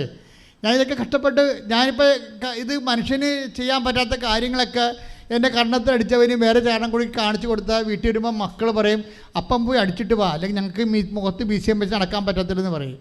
അതല്ലേ മക്കൾ പറയത്തുള്ളൂ. അവന്മാരത് പറയണം. എന്താ സംഭവിച്ചു കഴിഞ്ഞാൽ ഇപ്പം ഭാരതീയ മീമാംസകളിൽ മനുഷ്യനെക്കുറിച്ച് പറഞ്ഞാൽ എന്താണ്? നരൻ പശു സമാനമാണ്. പശുവാണ്. അപ്പോൾ പശുവിനെ കുത്തിയാൽ തിരിച്ചു കുത്തും, അത്രേ ഉള്ളൂ. നരൻ മൃഗത്തെ തുല്യമാണെന്നാണ് പറയണത്. പശു എന്ന് വെച്ച് കഴിഞ്ഞാൽ പശുവിൻ്റെ സ്വഭാവം എന്താണ്, അല്ലെങ്കിൽ മൃഗത്തിൻ്റെ സ്വഭാവം എന്താണ്? കുത്തിയാൽ തിരിച്ച് കുത്തും, കടിച്ചാൽ തിരിച്ച് കടിക്കും, എല്ലാം ചെയ്യും. പക്ഷെ മനുഷ്യനെ സംബന്ധിച്ചിടത്തോളം ബൈബിള് എന്താ പറഞ്ഞിരിക്കണത്? നീ ദൈവത്തിൻ്റെ സ്വഭാവം കാണിക്കാൻ പറഞ്ഞിരിക്കുക. കാര്യം എന്താണ്? നിന്നെ നിത്യതയ്ക്ക് വേണ്ടി ദൈവം സൃഷ്ടിച്ചിരിക്കുന്നതാണ്. പശുവിനെ നിത്യതയ്ക്ക് വേണ്ടി സൃഷ്ടിച്ചിരിക്കുന്നില്ല. ഈ വിവേചനം നാം മനസ്സിലാക്കണം. ഈ വിവേചനമില്ലാത്തവർ പശുവായി ജനിച്ച് പശുവായിട്ട് തന്നെ മരിക്കും. അങ്ങനെയുള്ളവരുണ്ടാകും, മക്കളുടെ കൂട്ടത്തിലുണ്ടാകാം. ഈ നമ്മളിവിടുന്ന് പോയി കഴിഞ്ഞാൽ പിന്നെ മക്കളും അപ്പനും ഭാര്യയും ഭർത്താവും ഒന്നും ഇല്ലല്ലോ. ഭാര്യയും ഭർത്താവും പോലും ഇല്ല, പിന്നെയാണ് പ്രശ്നം അല്ലേ? കർത്താവ് എന്താ പറയണത്? വിവാഹത്തിന് ശേഷം ഒരു സ്ത്രീക്ക് 7 ഭർത്താക്കന്മാരുണ്ടായിരുന്നു. അവൾ എല്ലാം ചത്തുകെട്ട് ഓരോ ഭർത്താക്കന്മാർ ചാകുമ്പോൾ അടുത്ത ഭർത്താവിനെ കെട്ടും. അവസാനം അവളും മരിച്ചു, ആ 7 ഭർത്താക്കന്മാരും മരിച്ചു. എന്നിട്ട് അവസാനം പുനരുദ്ധാനത്തിൽ ആരുടെ ഭർത്താവായിരിക്കും ആ സ്ത്രീ എന്ന് ചോദിക്കുമ്പോൾ പറയും, ഈശോ എന്താ പറയണത്? അവിടെ കല്യാണം കെട്ടലും പരിപാടിയൊന്നും ഭാര്യയും ഭർത്താവൊന്നും ഇല്ല. ഇതെല്ലാം ഇവിടെ ചാപ്റ്റർ ഇവിടെ സെമിത്തേരി വെച്ച് ക്ലോസ് ചെയ്യും. അവിടെ കർത്താവിൻ്റെ കൃപ നിറഞ്ഞ ദൈവിക ജീവനാണ് ഉള്ളത്, അവബോധത്തോടു കൂടി. അപ്പോൾ ദൈവത്തെ അറിഞ്ഞനുഭവിച്ച് ആനന്ദിക്കാനുള്ള സൗഭാഗ്യത്തോടു കൂടി നിൻ്റെ ആത്മാവ് എന്തുമാത്രം അറിയുന്ന എന്തുമാത്രം നീ പ്രയോഗത്തിൽ വരുത്തുന്നുവോ ആ അറിവെല്ലാം കൃപയായിട്ട് മാറുകയും അത് നിന്റെ മഹത്വത്തിന് കാരണമാകുകയും ചെയ്യുന്ന കൈയടിച്ച് കർത്താവേ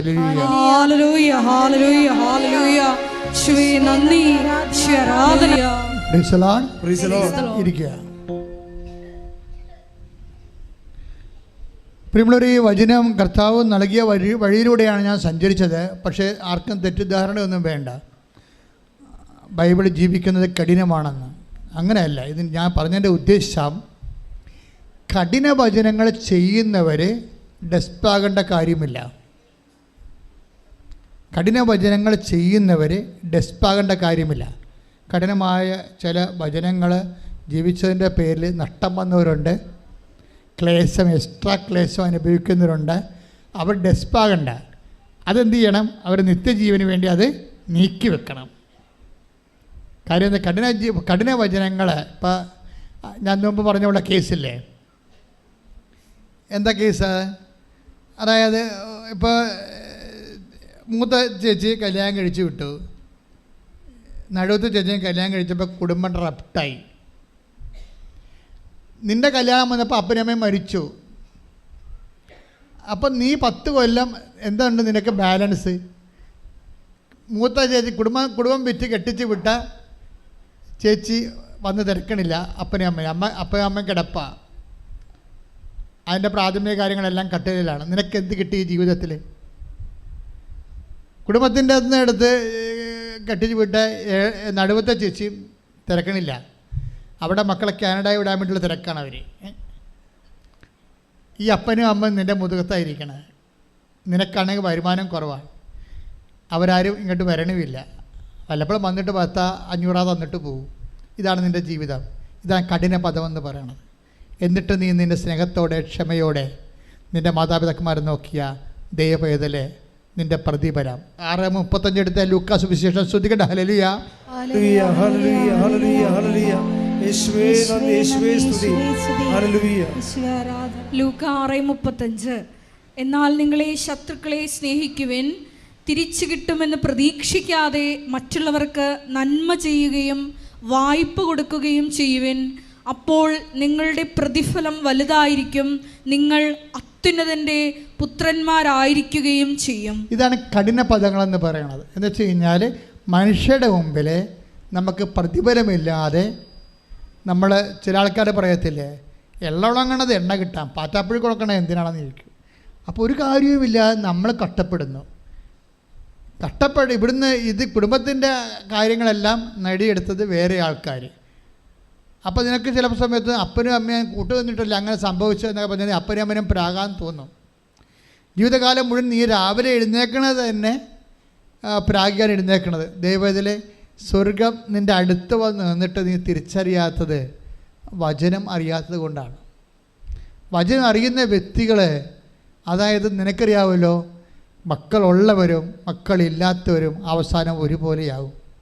കല്യാണം കഴിച്ചവരും കല്യാണം കഴിക്കാത്തവരും അവസാനം ഒരുപോലെയാവും. വസ്തുക്കളുള്ളവരും ഇല്ലാത്തവരും ഒരുപോലെയാകും. പക്ഷേ ഒരുപോലെ ആകണമ്പോഴേ ആടെ കൂടെയാണ് ദൈവം നിൽക്കണത്. ആർക്കാണ് ദൈവത്തെ അനുഭവിക്കാൻ പറ്റണത്? അവനാണ് കോടീശ്വരൻ എന്ന് പറയുന്നത്. അവൻ കൃപയുടെ കോടീശ്വരനാണ്. അതുകൊണ്ട് ഒരു കാര്യവും ഈശോ പറയും, നിങ്ങൾ പരാതിയില്ലാതെ, പരിഭവങ്ങളില്ലാതെ, അനീതി, why can't you suffer injustice? പത്തോസ് ചോദിക്കണം, take the word of God. എന്തുകൊണ്ട് അനീതി സഹിക്കാൻ പാടില്ല? കൊരിന്തോസ് 6:7. 1 കൊരിന്തോസ് 6:7. നിങ്ങൾ തമ്മിൽ വ്യവഹാരങ്ങൾ ഉണ്ടാകുന്നത് തന്നെ നിങ്ങളുടെ പരാജയമാണ്. എന്തുകൊണ്ട് ദ്രോഹം നിങ്ങൾക്ക് ക്ഷമിച്ചുകൂടാ, വഞ്ചന സഹിച്ചുകൂടാ? ചില സമയത്ത് ദ്രോഹം ക്ഷമിക്കാനൊരു കൃപ കിട്ടും, വഞ്ചന സഹിക്കാനൊരു കൃപ കിട്ടും. ഇത് കൃപയാണ് ശരിക്കും, ദ്രോഹം ക്ഷമിക്കാനും വഞ്ചന സഹിക്കാനും. ഞാൻ ചില സമയത്ത് ഭാര്യ ഭർത്താക്കന്മാർ തമ്മിൽ അടിച്ച് പിരിയാൻ വേണ്ടി പോകുമ്പോൾ അപ്പോൾ ഞാൻ അവളോട് ചോദിക്കും, എടി നീയാണ് ആ വീട്ടിൽ നിന്ന് ഇറങ്ങിപ്പോയത്, അതാ അവൻ നിന്നെ കൊണ്ടൊന്ന് ആക്കിയിട്ട് പിന്നെ വരാതിരുന്നതാണ്? അടുത്തവരപ്പോൾ ചോദിക്കുന്നതാണ്.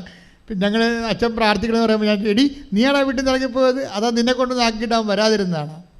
അത് എന്നെ കൊണ്ടൊന്ന് ആക്കിയിട്ട് അവൻ വരാതിരുന്നതാണ്. അവൻ്റെ അവിടെ അമ്മയുടെ വർത്തമാനമാണ് അയാൾ കേൾക്കണത്. അത് എനിക്ക് ജീവിക്കാൻ പറ്റത്തില്ലെന്ന് പറഞ്ഞു. അപ്പോൾ കർത്താവ് വചിരിക്കണം, കണ്ടാ, ഐ കാൻറ്റ് സഫർ ഇൻജസ്റ്റിസ്. എൻ്റെ ദൈവത്തെ നിത്യതയുടെ കൊളുത്തപ്പെട്ടൊരു വിളക്ക് നിൻ്റെ ജീവിതത്തിന് മുമ്പിൽ തെളിച്ച് വെച്ചിട്ട് കാണുന്നില്ലെങ്കിൽ നീ biblically speaking you are A blind woman. മനസ്സിലായില്ലേ? നിത്യതയുടെ വിളക്ക് കൊളുത്തി വെച്ചിരിക്കുന്ന കർത്താവ് അനീതി സഹിക്കാൻ, ദ്രോഹം ക്ഷമിക്കാൻ ഒരവസരം, അത് നിത്യതയുടെ വിളക്കാണ്. അത് കാണാൻ പറ്റുന്നില്ലെങ്കിൽ നീ അന്ധയാണെന്ന കർത്താവ് പറയുന്നത്. ശ്രുതികട്ടെ,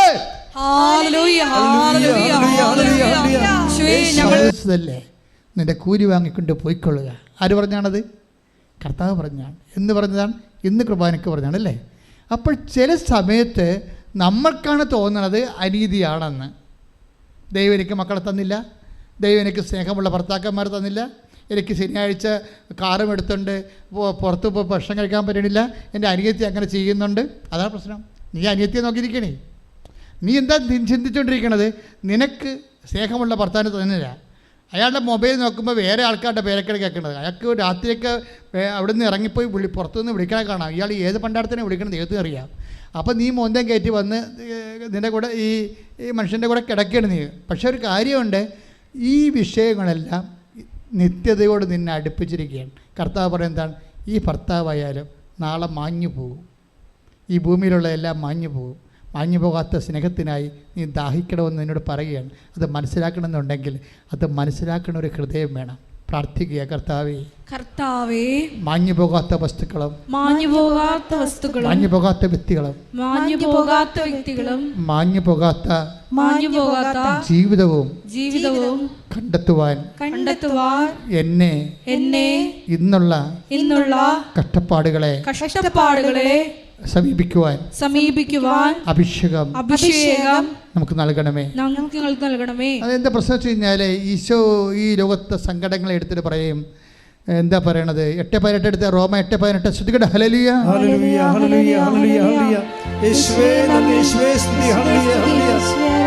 റോമ 8:18 നമുക്ക് വെളിപ്പെടാനിരിക്കുന്ന മഹത്വത്തോട് തുലനം ചെയ്യുമ്പോൾ, നമുക്ക് വെളിപ്പെടാനിരിക്കുന്ന മഹത്വത്തോട് തുലനം ചെയ്യുമ്പോൾ ഇന്നത്തെ കഷ്ടതകൾ നിസ്സാരമാണെന്ന് ഞാൻ കരുതുന്നു.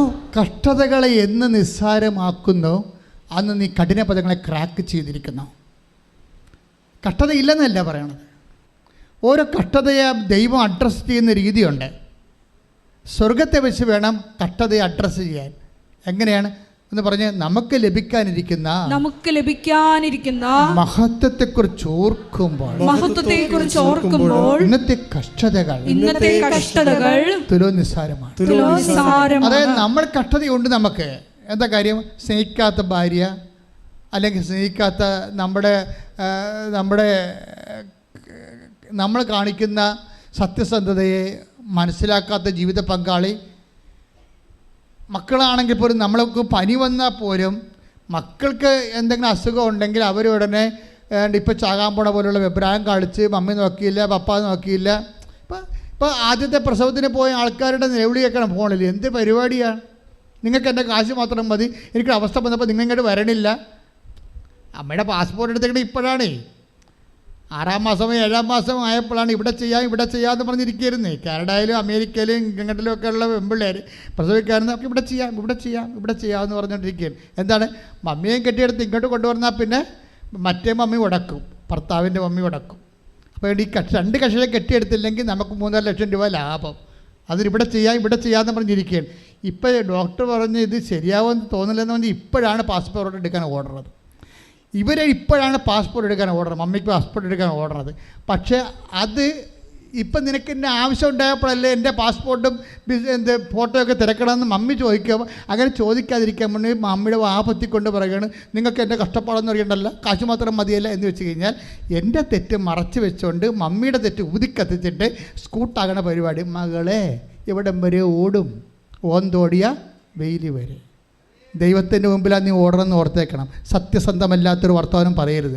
വിശുദ്ധമായ അധരങ്ങളുണ്ടായാൽ ഉടമ്പടി നിനക്ക് വേണ്ടി കർത്താവ് അത്ഭുതങ്ങൾ പ്രവർത്തിക്കും. ശ്രദ്ധിക്കട്ടെ.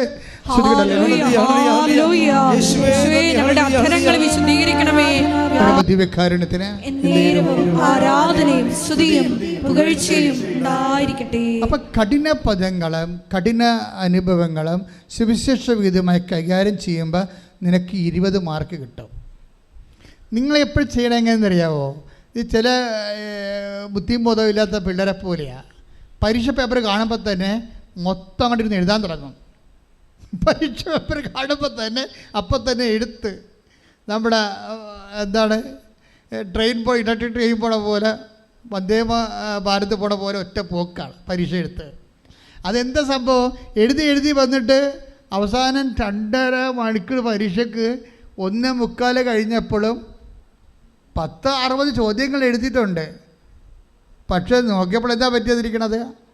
60 മാർക്കിൻ്റെ ചോദ്യങ്ങളാണ് എഴുതിയിരിക്കുന്നത്. എന്താണ്, എല്ലാ ചോദ്യങ്ങൾക്കും 2 മാർക്ക് 1 മാർക്കേ ഉള്ളു. ബാക്കിയുള്ള ചോദ്യം 2 ചോദ്യമുണ്ട്, 20 മാർക്കിൻ്റെ. ഈ 20 മാർക്കിൻ്റെ ചോദ്യം ആദ്യമേ എഴുതി വെച്ചെങ്കിൽ ഇപ്പോൾ ഇനി സമയവും തീർന്നു.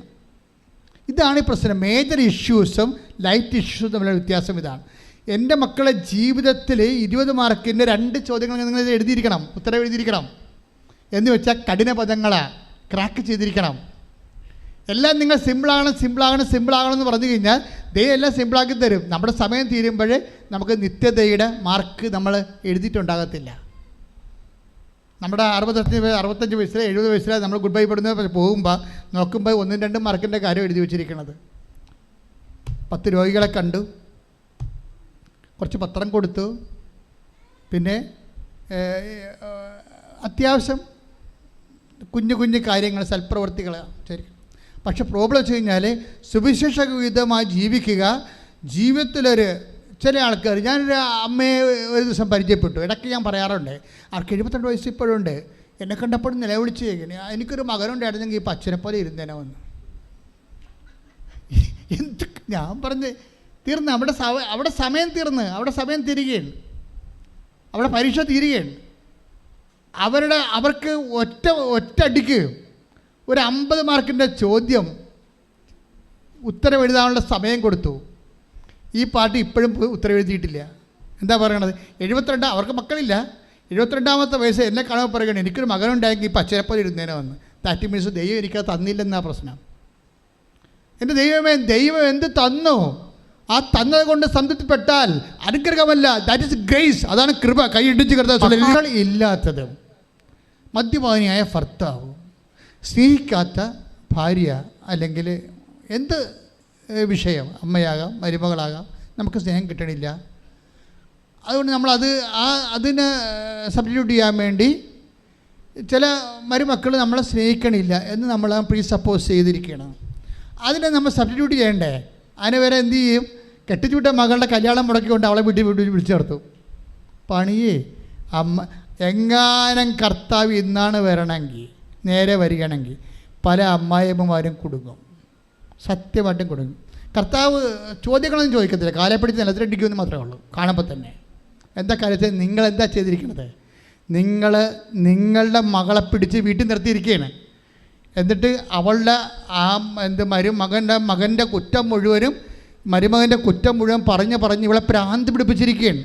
എത്ര പിശാചുക്കളാണെന്നറിയാവാ ഈ ഇത്രയും നാൾ ഇത്രയും കുടുംബങ്ങൾ കലങ്ങിയതിൻ്റെ പിന്നിലെല്ലാം പെണ്ണിൻ്റെ അമ്മമാരുടെ റോള് ഭയങ്കരമാണ്. ഒരു സംശയമില്ല. ഞാൻ 21 ലക്ഷം ആൾക്കാരെ കൗൺസിൽ ചെയ്തിട്ടാണെന്ന് പറയണത്. ഇത്രയും കൗൺസിൽ ചെയ്തിട്ടുള്ള ആൾക്കാരുണ്ടോ എന്ന് എനിക്ക് സംശയമാണ്. 21 ലക്ഷം. എത്ര കാര്യം അച്ഛനായപ്പോൾ തുടങ്ങിയ ജോലിയല്ലേ ഇത്? ഇപ്പം തുടങ്ങിയത് പുതിയതായിട്ട് ധ്യാനകേന്ദ്രം തുടങ്ങിയാലല്ലോ ഇത്. എത്ര വർഷമായി? 87 തുടങ്ങിയതാണ്. അതായത് നിങ്ങൾക്കൊരു കാര്യം മനസ്സിലാക്കണം, കർത്താവിൻ്റെ കൂദാശയ്ക്കെതിരെ ആര് സംസാരിച്ചാലും അവൾ അമ്മയുമല്ല അപ്പനുമല്ല. നിങ്ങൾ ആളെ തിരിച്ചറിയണം. സാത്താനാണ് നിന്നോട് സംസാരിക്കുന്നത്. കൂദാശയുടെ വില നിങ്ങൾക്ക് അറിയത്തില്ല. ഇപ്പോൾ ഇന്നലെ എലിസബത്ത് ആൻ്റണി എന്താ ഇവിടെ സംസാരിച്ചത്? എൻ്റെ ഭർത്താവ് അവിശ്വാസിയാണ്. അവർ പറഞ്ഞില്ലേ, എൻ്റെ ഭർത്താവ് അവിശ്വാസിയാണ്, ദൈവത്തിൽ വിശ്വാസമില്ല. പക്ഷേ അദ്ദേഹത്തിന് കോവിഡ് വന്നപ്പോൾ എൻ്റെ ബ്രദറ് ഉടമ്പടി എടുത്ത ആളാണ്. എൻ്റെ ബ്രദർ എൻ്റെ അടുത്ത് ഉടമ്പടി തലയിൽ തന്നിട്ട് നെറ്റിക്ക് പൂശിയിട്ട് ഓൺലൈനിൽ വീഡിയോ കോളിൽ എനിക്ക് വേണ്ടി പ്രാർത്ഥിച്ചു. അപ്പോൾ എനിക്ക് ശ്വാസം കിട്ടണത് 48% മാത്രമേ എൻ്റെ ലങ്സ് വർക്ക് ചെയ്തുള്ളൂ. അപ്പോൾ ഞാൻ മരണത്തോട് അടുക്കിയിരുന്നു. അപ്പോൾ ഞാൻ ഉടമ്പടി തലം തേച്ച് എൻ്റെ ബ്രദർ എനിക്ക് വേണ്ടി പ്രാർത്ഥിച്ചു കഴിഞ്ഞപ്പോൾ ഞാൻ സുഖപ്പെട്ടു. എനിക്ക് സൈഡ് എഫക്ട്സ് ഒന്നുമില്ല. പക്ഷേ എൻ്റെ ഭർത്താവ് സുഖപ്പെട്ടു, പക്ഷേ നടക്കാൻ പറ്റണില്ല. പെട്ടെന്ന് വീഴും, തല ചുറ്റും. അദ്ദേഹത്തിൻ്റെ കോൺഫിഡൻസ് പോയി. അദ്ദേഹം പൊളിറ്റിക്കലിൽ നിന്ന് തിരിച്ചു പോന്നു. അപ്പോൾ ഇത്രയും വലിയ ദുരന്തം സഹിക്കാൻ എനിക്ക് താങ്ങാൻ പറ്റില്ല. ഞാൻ കർത്താവിൻ്റെ കണ്ണീരിട്ടു, കർത്താവെ എൻ്റെ ജീവിത പങ്കാളി തിരിച്ച് ജീവിതത്തിലേക്ക് വരണം. അപ്പോൾ അതിന് ഞാനെന്ത് ചെയ്തു? ഞാൻ ചെയ്തത്, കർത്താവെ നീ പറഞ്ഞിട്ടുണ്ട്, ആ സാക്ഷ്യം നിങ്ങൾ കേൾക്കണം, അത് ഭയങ്കര റിച്ചാണ് ആ സാക്ഷ്യം. നീ പറഞ്ഞിട്ടുണ്ട്, എന്താണ്? ഭർത്താവും ഭാര്യയും ഒരു ശരീരമാണ്. എന്താ അവരെ കോട്ട് ചെയ്യുക, വചനം കോട്ട് ചെയ്യും. എന്താ പറഞ്ഞാൽ കോട്ട് ചെയ്തിരിക്കണത്? മത്തായി ശ്രീകാട് സുവിശേഷം 19:5 എന്താ പറയണത്? ഭർത്താവും ഭാര്യയും ഒരു ശരീരമാണ്. ദൈവം യോജിപ്പിച്ചതാണ്, ഒരു ശരീരമാണ്, അവർ രണ്ടല്ല. അപ്പോൾ ഭർത്താവും ഭാര്യയും ഒരു ശരീരമാണെന്ന് അതും പറഞ്ഞുകൊണ്ട് അവരെന്തിനാ പറഞ്ഞതെന്നറിയാവോ? എൻ്റെ ഭർത്താവിന് വിശ്വാസമില്ല, എനിക്ക് വിശ്വാസമുണ്ട്, അതുകൊണ്ട് ഉടമ്പടി തൈലം ഞാൻ എൻ്റെ കാലെ പെരട്ടും വിശ്വാസ പ്രമാണം ചെയ്തിട്ടുണ്ട്. എന്നിട്ട് എൻ്റെ കാലെ ഞാൻ ഉടമ്പടി തൈലം വിശ്വാസപൂർവ്വം പ്രാർത്ഥിച്ച് പെരട്ടിക്കഴിഞ്ഞപ്പോൾ എൻ്റെ ഭർത്താവിൻ്റെ കാലുകൾക്ക് കർത്താവ് ശക്തി കൊടുത്തു, അതിൽ എഴുന്നേക്ക് നടന്നു. ശ്രുതികടെ ഹല്ലേലൂയ. അതാണ് ഈ കൂദാശ എന്ന് പറയണത്. ഇന്ന് കൂദാശ എന്ന് പലപ്പോഴും നിങ്ങളുടെ വയറ്റിപ്പിഴപ്പിന് കൂദാശയിൽ നിന്ന് നിങ്ങൾ ആഗ്രഹിക്കുന്ന ജീവിതം കിട്ടുന്നില്ലെങ്കിൽ ദൈവത്തെ മറന്ന് സ്വന്തം സുഖത്തിന് വേണ്ടി ദൈവത്തെ ഉപേക്ഷിച്ച് നിത്യതയെ വെറുത്ത് ചുമ്മാ മൃഗങ്ങളായിട്ട് ജീവിക്കുന്ന ഒത്തിരിയേറെ ജീവിത പങ്കാളികൾ നമ്മുടെ ലോകത്തുണ്ട്. നിങ്ങൾക്കറിയാം, കുറച്ച് കാലം കഴിയുമ്പോൾ നിങ്ങൾ ദുഃഖിക്കേണ്ടി വരും. കാര്യമെന്താ? നിത്യത കൈവിട്ടു പോകും. നിത്യതയോട് അടുപ്പിച്ചത് എന്താണ്? കൂദാശ. ആ ചേച്ചി പറഞ്ഞെന്താ നിങ്ങൾക്കറിയാമല്ലോ, ഈ എലിസബത്ത് ആൻ്റണി എന്ന് പറഞ്ഞാൽ ആരാണ്? നമ്മുടെ മിനിസ്റ്റർ A.K. ആൻ്റണിയുടെ മുൻ മിനിസ്റ്റർ മന്ത്രി ബഹുമാനപ്പെട്ട A.K. ആൻ്റണിയുടെ വൈഫാണ്. അവർ പറഞ്ഞ സാക്ഷികൾ കേൾക്കണം. എന്താ അവർ പറയണത്? എൻ്റെ ഭർത്താവിന് വിശ്വാസമില്ല, പക്ഷേ ഞാനെന്താ സമീപിച്ചത്? കർത്താവിൻ്റെ വചനത്തിലാണ്. കർത്താവിൻ്റെ വചനത്തിൽ എന്താ പറയണത്? അവിശ്വാസിയായ ഭർത്താവ് എന്ത് ചെയ്യുന്ന പറയണത്? ഭാര്യ മുഖേന വിശുദ്ധ. അതാണ് ദൈവനിശ്ചയം. അതുപോലെ അവിശ്വാസിയായ നിങ്ങൾ ടേക്ക് ദ ബെഡഫോർഡ് 1 കൊറിന്തോസ് 17:14 കൊറിന്തോസ് 7:14 എന്തെന്നാൽ അവിശ്വാസിയായ ഭർത്താവ് ഭാര്യ മുഖേനയും അവിശ്വാസിനിയായ ഭാര്യ ഭർത്താവ് മുഖേനയും വിശുദ്ധീകരിക്കപ്പെടുന്നു. ഈ ഒറ്റ വിശ്വാസത്തിലെ ആ സ്ത്രീ വിശുദ്ധയാകുകയാണ്. കൈയിട്ടിച്ച് കർത്താവ്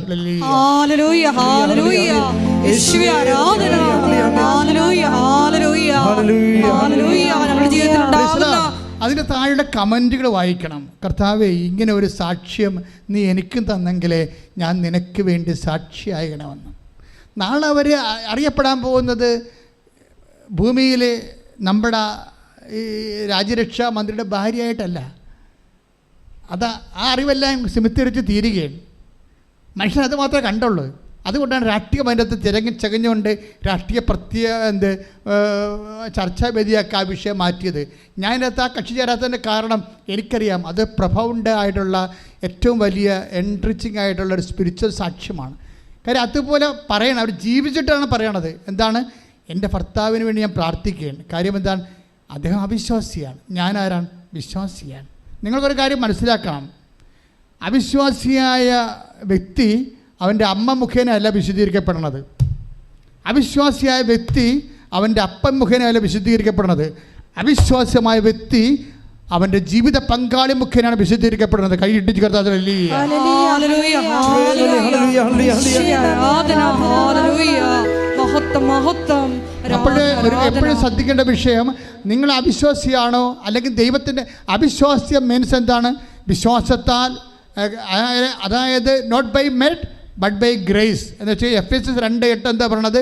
അതായത് വിശ്വാസം വഴി കൃപയാലാണ് നമ്മൾ രക്ഷിക്കപ്പെട്ടത്. അവിശ്വാസം എന്ന് പറഞ്ഞാൽ എന്ത് പറ്റും?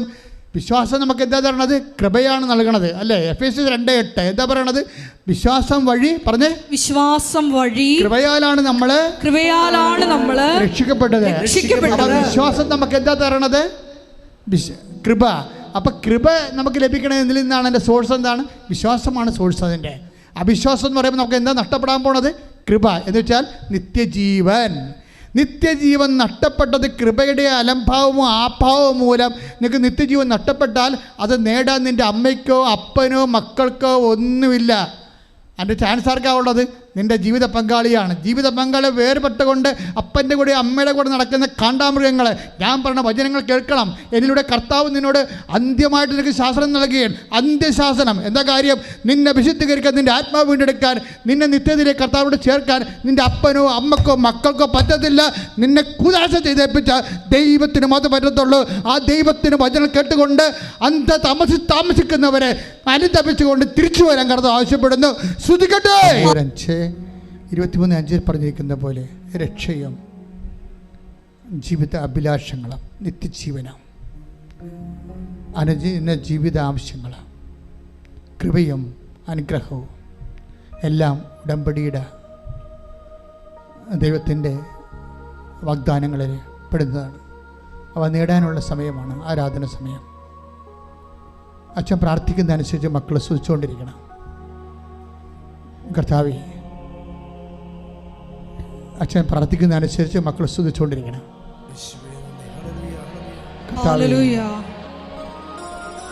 കർത്താവേ, നിന്റെ വിശുദ്ധ പൗരോഹിത്യത്തെ മഹത്വപ്പെടുത്തണം. കർത്താവേ, നിന്റെ സഭയിലുള്ള സാന്നിധ്യം പ്രകടമാക്കണം.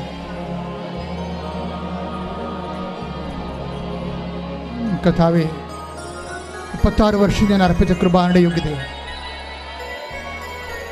കൃപാസ്ഥാനത്താരെ ജീവനോടെ പ്രത്യക്ഷപ്പെട്ട പരിശുദ്ധ അമ്മയുടെ മാധ്യസ്ഥ ഈ അൾത്താറിയിൽ നടന്ന 10,000 ആരാധന ശക്തിയാൽ അപ്പാ, സ്വർഗീയ പിതാവേ, അങ്ങേ പുത്രനായ യേശുക്രിസ്തുവിന്റെ നാമത്തിൽ പ്രാർത്ഥിക്കുന്ന അപ്പാ, അങ്ങേ കൈകൾ അങ്ങയുടെ അവകാശമോഹനമാകുന്ന കർത്താവിനാൽ വീണ്ടെടുക്കപ്പെട്ട അവകാശമോഹനമാകുന്ന തിരുസഭയുടെ മേലെ ഈ സഭാ സമൂഹത്തിന് മേലെ അങ്ങ് കഴിഞ്ഞിട്ടുണ്ടെന്ന് പ്രാർത്ഥിക്കുന്ന കർത്താവേ, ഉച്ചമുതൽ ഉള്ളംകാല് വരെ എല്ലാ കോശങ്ങളിലും പേശികളിലും അസ്ഥി ഞരമ്പുകളിലും ഞരമ്പുകളിലും യേശു ക്രിസ്തുവിന്റെ രക്തം പടരട്ടെ. മാരക രോഗങ്ങള്, തിരവേദികള് യേശുവിന്റെ നാമത്തില് മാറിപ്പോകട്ടെ. ശ്രുതിക്കട്ടെ. ഇപ്പോൾ അനുഗ്രഹത്തിൻ്റെയും കൃപയുടെയും സമയമാണ് കർത്താവേ. ഇപ്പോഴ് ആന്തരിക അവയവങ്ങൾ സുഖപ്പെടുത്താൻ വേണ്ടി പ്രാർത്ഥിക്കുന്ന സമയമാണ്. കരള്, ലിവറ്, അതുപോലെ തന്നെ ആന്തരിക അവയവങ്ങൾ, കുടലുകൾ, അൾസർ, അരിസസ്, PCOD, അതുപോലെ രക്തം മാർന്നു പോകുന്ന അസുഖങ്ങൾ, അതുപോലെ തന്നെ മക്കൾ ഇല്ലാത്തവർ, അടിവയറ്റിൽ ക്യാൻസർ ഉള്ളവർ, സിസ്റ്റുകളുള്ളവർ, ശിരസിൽ ഹാമറേജ് ഉള്ളവർ, അതുപോലെ തന്നെ ശിരസിൽ ബ്ലോക്ക് ഉള്ളവർ, ഇങ്ങനെ ഓരോ മനുഷ്യർക്ക് വേണ്ടി തളർന്ന് കിടക്കുന്നവർ, അവരെല്ലാം നിങ്ങൾ ഓർക്കുക. അവർക്കെല്ലാം വേണ്ടി പ്രാർത്ഥിക്കുന്ന സമയമാണ്. കർത്താവേ, കരുണ തോന്നണമേ. അങ്ങയുടെ മുൾക്കിഴത്തെ ഓർത്തുകൊണ്ട് അങ്ങയുടെ മക്കളോട് കരുണ തോന്നണമേ. അങ്ങയുടെ തിരുവിലാവിലെ മുറിവിനെ ഓർത്തുകൊണ്ട് അങ്ങയുടെ മക്കളോട് കരുണ തോന്നണമേ. അങ്ങയുടെ പഞ്ചക്ഷതങ്ങളെ ഓർത്തുകൊണ്ട് മക്കളോട് കരുണ തോന്നണമേ. നിന്റെ കുരിശ് യാത്ര ഓർത്തുകൊണ്ട് മക്കളോട് കരുണ തോന്നണമേ. നിന്റെ കുരിശ് തറഞ്ഞു കിടന്ന മരിഞ്ഞു തീർന്ന കാര്യങ്ങൾ ഓർത്തുകൊണ്ട് മക്കളോട് കരുണ തോന്നണമേ. നിന്റെ കുരിശ് മരണത്തിൽ നീ അനുഭവിച്ച വേദന ഓർത്തുകൊണ്ട് കരുണ തോന്നണമേ. യേശുക്രിസ്തുവിൻ്റെ കരുണയുടെ കൃപകൾ നിങ്ങൾ മേലെ ആവശ്യിക്കട്ടെ. മാരക രോഗങ്ങൾ യേശുക്രിസ്തു നാമത്തിൽ കർത്താവിൻ്റെ രക്തം നിങ്ങൾക്ക് തളിക്കപ്പെടട്ടെ. പാപത്തെ മോചിപ്പിക്കുന്ന കർത്താവിൻ്റെ രക്തം നിങ്ങൾ തളിക്കപ്പെടട്ടെ. മാരക രോഗങ്ങൾ, തീരാവ്യാധിക സൃഷ്ടികൾ യേശുക്രിസ്തു നാമത്തിൽ, ക്യാൻസർ മാറുക യേശുവിന്റെ നാമത്തിൽ മാറിപ്പോകട്ടെ. ഉടമ്പടിയുടെ മറ്റു ജീവിത സാഹചര്യങ്ങളെ മക്കളില്ലാത്തവരെ, വിവാഹം ഒത്തുവരാത്തവരെ, ജപ്തി നടപടി നേരിടുന്നവരെ, സാമ്പത്തിക ബാധ്യതയുള്ളവരെ, ഓഫർ ലെറ്റർ വന്നൊരു വിസ വരാത്തവരെ, അതേസമയം തന്നെ അന്യരാജ്യങ്ങളിൽ ജയിലിൽ കുടുങ്ങിപ്പോയവരെ, അവിടെ സ്ഥലം കിട്ടാത്തവർ, വീട് കിട്ടാത്തവർ, ജോലി കിട്ടാത്തവർ, ജോലി നഷ്ടപ്പെട്ടവർ, തിരിച്ചു പോരേണ്ടി വന്നിരിക്കുന്നവർ, നാട്ടിൽ തന്നെ ജോലി മുടങ്ങിപ്പോയവർ, ജോലി ഇല്ലാത്തവർ, സാമ്പത്തിക ബാധ്യതകൾ വിഷമിക്കുന്നവർ, തൊഴിൽ സ്വന്തമായിട്ട് ചെയ്തുകൊണ്ടിരിക്കുന്ന തൊഴിലുകൾ നഷ്ടപ്പെടാൻ പോകുന്നവർ, അതിന് വേണ്ടത്ര വരുമാനമില്ലാത്തവർ, ജീവിക്കാൻ മാർഗമില്ലാതെ വേദനിക്കുന്നവർ, ഈ നിമിഷം കർത്താവ് കണ്ണീരോടെ പ്രാർത്ഥിക്കുന്ന ശ്രുതികട ഹല്ലേലൂയ. കർത്താവിൻ്റെ ഉന്നതമായ നാമത്തിലെ സഭയുടെ അധികാരത്തിലെ കുരിശിൻ്റെ അടയാളത്തിൽ ദൈവത്തിൻ്റെ ശക്തിയാൽ എല്ലാ ജീവിത ദുരിതങ്ങൾ, തടസ്സങ്ങൾ കർത്താവ് 36 വർഷം ഞാൻ അർപ്പിച്ച കൃപാന്റെ യോഗ്യതയാൽ, ആൾത്താരയിൽ നടന്ന പ്രത്യക്ഷീകരണത്തെ ശക്തിയാൽ, ആൾത്താരയിൽ നടന്ന 16 ആരാധശക്തിയാൽ എല്ലാ ജീവിത ദുരിതങ്ങളും തടസ്സങ്ങളും യേശു ക്രിസ്തുവിന്റെ നാമത്തിൽ മാറിപ്പോകട്ടെ. ശ്രുതികട്ടെ. ശിശുവിനുണ്ടായിരിക്കുന്ന ആന്തരിക വിഷയങ്ങൾ, ബെഡിനായി കിടക്കുന്ന ബെഡ് റെസ്റ്റ് പറഞ്ഞിരിക്കുന്ന ഗർഭിണികൾ, അവരുടെ സുഖപ്രസവത്തിന് വേണ്ടി, കുഞ്ഞുങ്ങളെ ഓർത്ത്, കുട്ടികളുടെ ഐസിയുവിൽ കിടക്കുന്ന അഡ്മിറ്റ് ചെയ്തിരിക്കുന്ന കുഞ്ഞുങ്ങൾ, അവരെല്ലാം ഓർത്ത് പ്രാർത്ഥിക്കുന്ന സമയമാണ്. പിരിയാൻ പോകുന്ന ഭർത്താക്കന്മാരും ഭാര്യമാരും, ദൈവത്തിന് നിരക്കാത്ത ജീവിതത്തിലേക്ക് മാനസിക സമ്മർദ്ദങ്ങൾ കൊണ്ടും മറ്റുള്ളവരുടെ സമ്മർദ്ദങ്ങൾ കൊണ്ടും, വിശുദ്ധിയില്ലാത്തവരുടെയും ദൈവത്തെ മാനിക്കാത്തവരുടെയും പണക്കൊതിയന്മാരുടെയും കൊതിച്ചുകളുടെയും താല്പര്യങ്ങൾ കൊണ്ട് കൂദാശയെ അപമാനിക്കുന്നവരും, കൂദാശ ജീവിതത്തെ അപമാനിക്കുന്നവരും, അവരുടെ മാനസാന്തരം ഉൾപ്പെടെ കർത്താവിൻ്റെ കൃപയ്ക്ക് വേണ്ടി സമർപ്പിച്ചുകൊണ്ട് ദൈവികമായ ഇടപെടലുകൾ, നിന്നെ കണ്ണീരിലാഴ്ത്തുന്ന ഓരോ വിഷയങ്ങളുടെ മേലും കർത്താവ് ഇടപെടുന്ന മാതാവ് മധ്യസ്ഥം വഹിക്കുന്ന സ്വർഗീയ നിമിഷങ്ങൾക്കായി സ്തുതിക്കട്ടെ. അവിശുദ്ധരായി നമ്മൾ നിൽക്കുന്ന സ്വർഗീയ നിമിഷമാണ്. അച്ഛൻ വിട്ടുപോയ വിഷയങ്ങളുണ്ടെങ്കിൽ നിങ്ങളുടെ സ്വകാര്യ കാര്യങ്ങൾ അമ്മയുടെ മാധ്യസ്ഥത്തിൽ ഇപ്പോഴും ഈശോയ്ക്ക് സമർപ്പിക്കുന്ന സമയമാണ്. പരിശുദ്ധ അമ്മയുടെ മാധ്യസ്ഥത്തിൽ നിങ്ങളുടെ ജീവിത ആവശ്യങ്ങൾ, അച്ഛൻ വിട്ടുപോയ കാര്യങ്ങൾ ഇപ്പോഴും ഓൺലൈനിലുള്ളവരും തീർത്ഥാടനത്തിൽ ഇവിടെയുള്ളവരും ഇപ്പോഴും സമർപ്പിച്ച് പ്രാർത്ഥിക്കുക.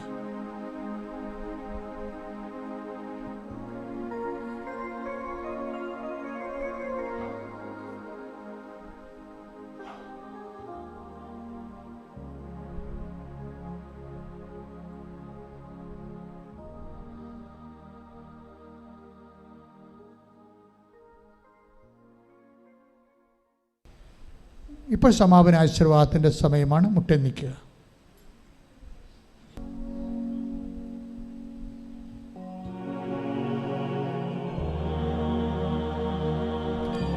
ശിരസ് നമിച്ച് നമുക്ക് ദിവ്യകാരുണ്യനാഥന്റെ ആശീർവാദം സ്വീകരിക്കാം.